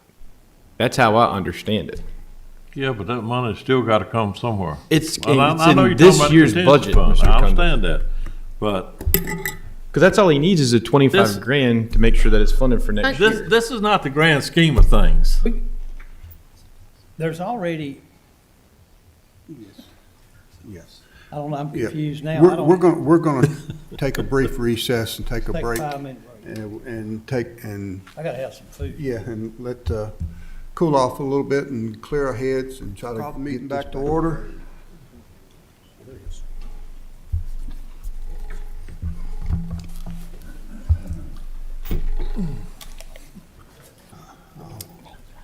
We didn't scare Chris off, did we? I think they're discussing some numbers. I'm glad we have them around because all these numbers make my head spin.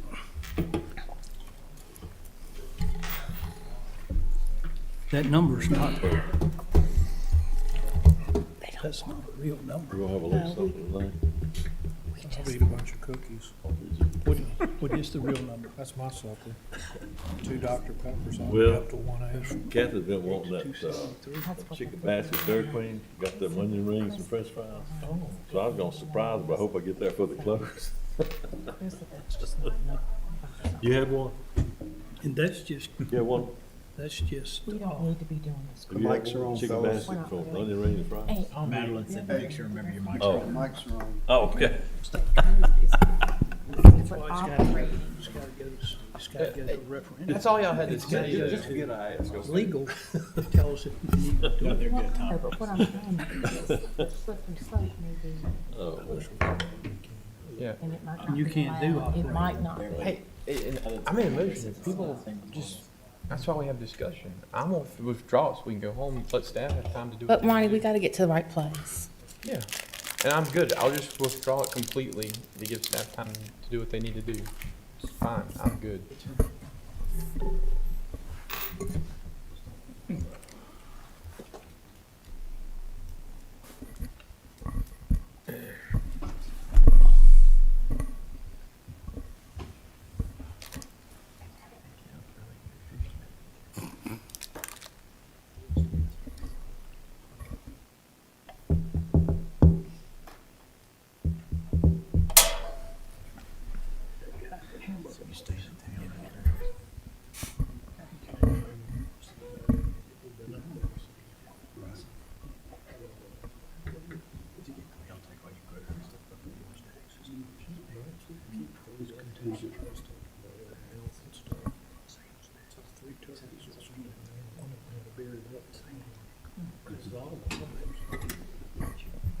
Mr. Tatum, could I make a request? Yes, go ahead.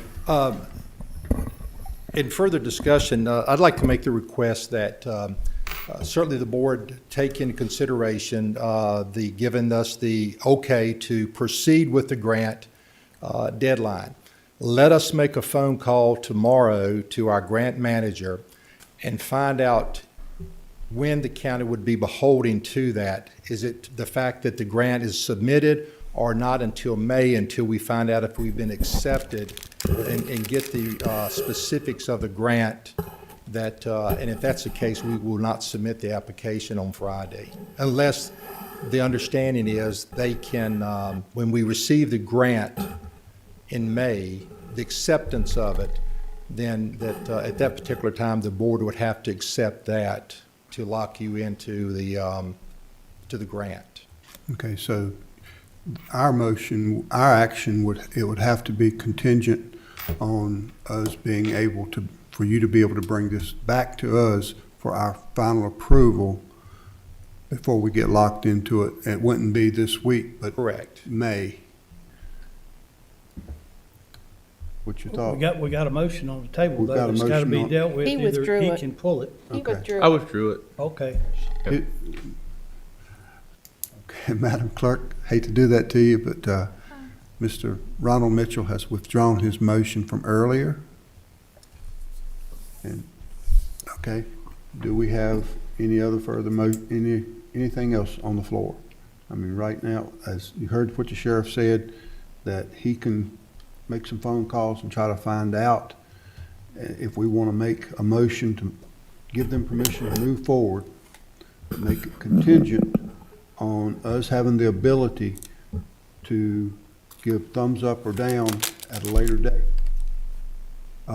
You want to just make it so And, you and know if what it it's, needs and to if say? it's not acceptable, then they will not apply for the grant. Is that, That is correct, because at that point in time, they may come back and say you were not approved for 8. It may be 1, 2, 5, we don't know. would have the ability to say yay or nay at If that you would point in accept time? it at that time. That's what you're going to confirm, right? That's what he's Yes, going to confirm. yes. And if they confirm no by you applying for the grant that locks you in, we will not apply for it on Friday. Okay. Do My I motion hear- is what Tim just said. Did you get all that, Madeline? I'm sorry. My motion is what Tim just said. You're a Would you mess. mind restating the motion? Do you mind repeating what you just said, Tim? Okay. He's making a motion that we approve the grant application for the sheriff and make it contingent on the Board of Supervisors having the ability to approve or disapprove at final in May or whenever the sheriff finds out the results of this grant. Therefore, it's not locking us into, our action tonight is not locking us into this grant. Did any of that make any sense? I think you need to, what, the first part of your motion is to authorize him to apply for the grant. To apply for the grant, and that's the first part. The second part is that is contingent on the board having the ability to make a yes or no decision at a later date when we find out the numbers. Final acceptance the letter. Final acceptance of the grant itself. Does that make sense? Yes, sir. Okay, that's Ronald Mitchell's motion. Do we have a second? Second. Okay.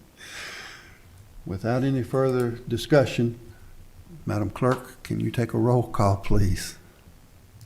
Yes, sir. Supervisor Carter? Yes. Supervisor Cundiff? Yes. Supervisor Nick Mitchell? Yes. Supervisor Ronald Mitchell? Yes. Supervisor Smith? Yes. Supervisor Thompson? Yes. Chairman Thompson? I'm sorry, Chairman Tatum? Yes. Thank you, Sheriff, for looking into that for us. Sorry for the. Thank you, Sheriff. Tough night, ain't it? All we needed was a break, and let cooler heads come together, but thank you, y'all. Thank you, Major What else, Sigmund. Chris, we need to. Mr. Chairman, We do need to set a if time. I may, I would like for staff to look into what would be involved, even if we could do a referendum Yes. on that. I'll second that. I mean, I don't even know if we can do it or not, but we don't know if we don't It'd be- check. That's right, it's be good to know. You don't need a motion for that. Yeah. That's a good tool to have in the toolbox.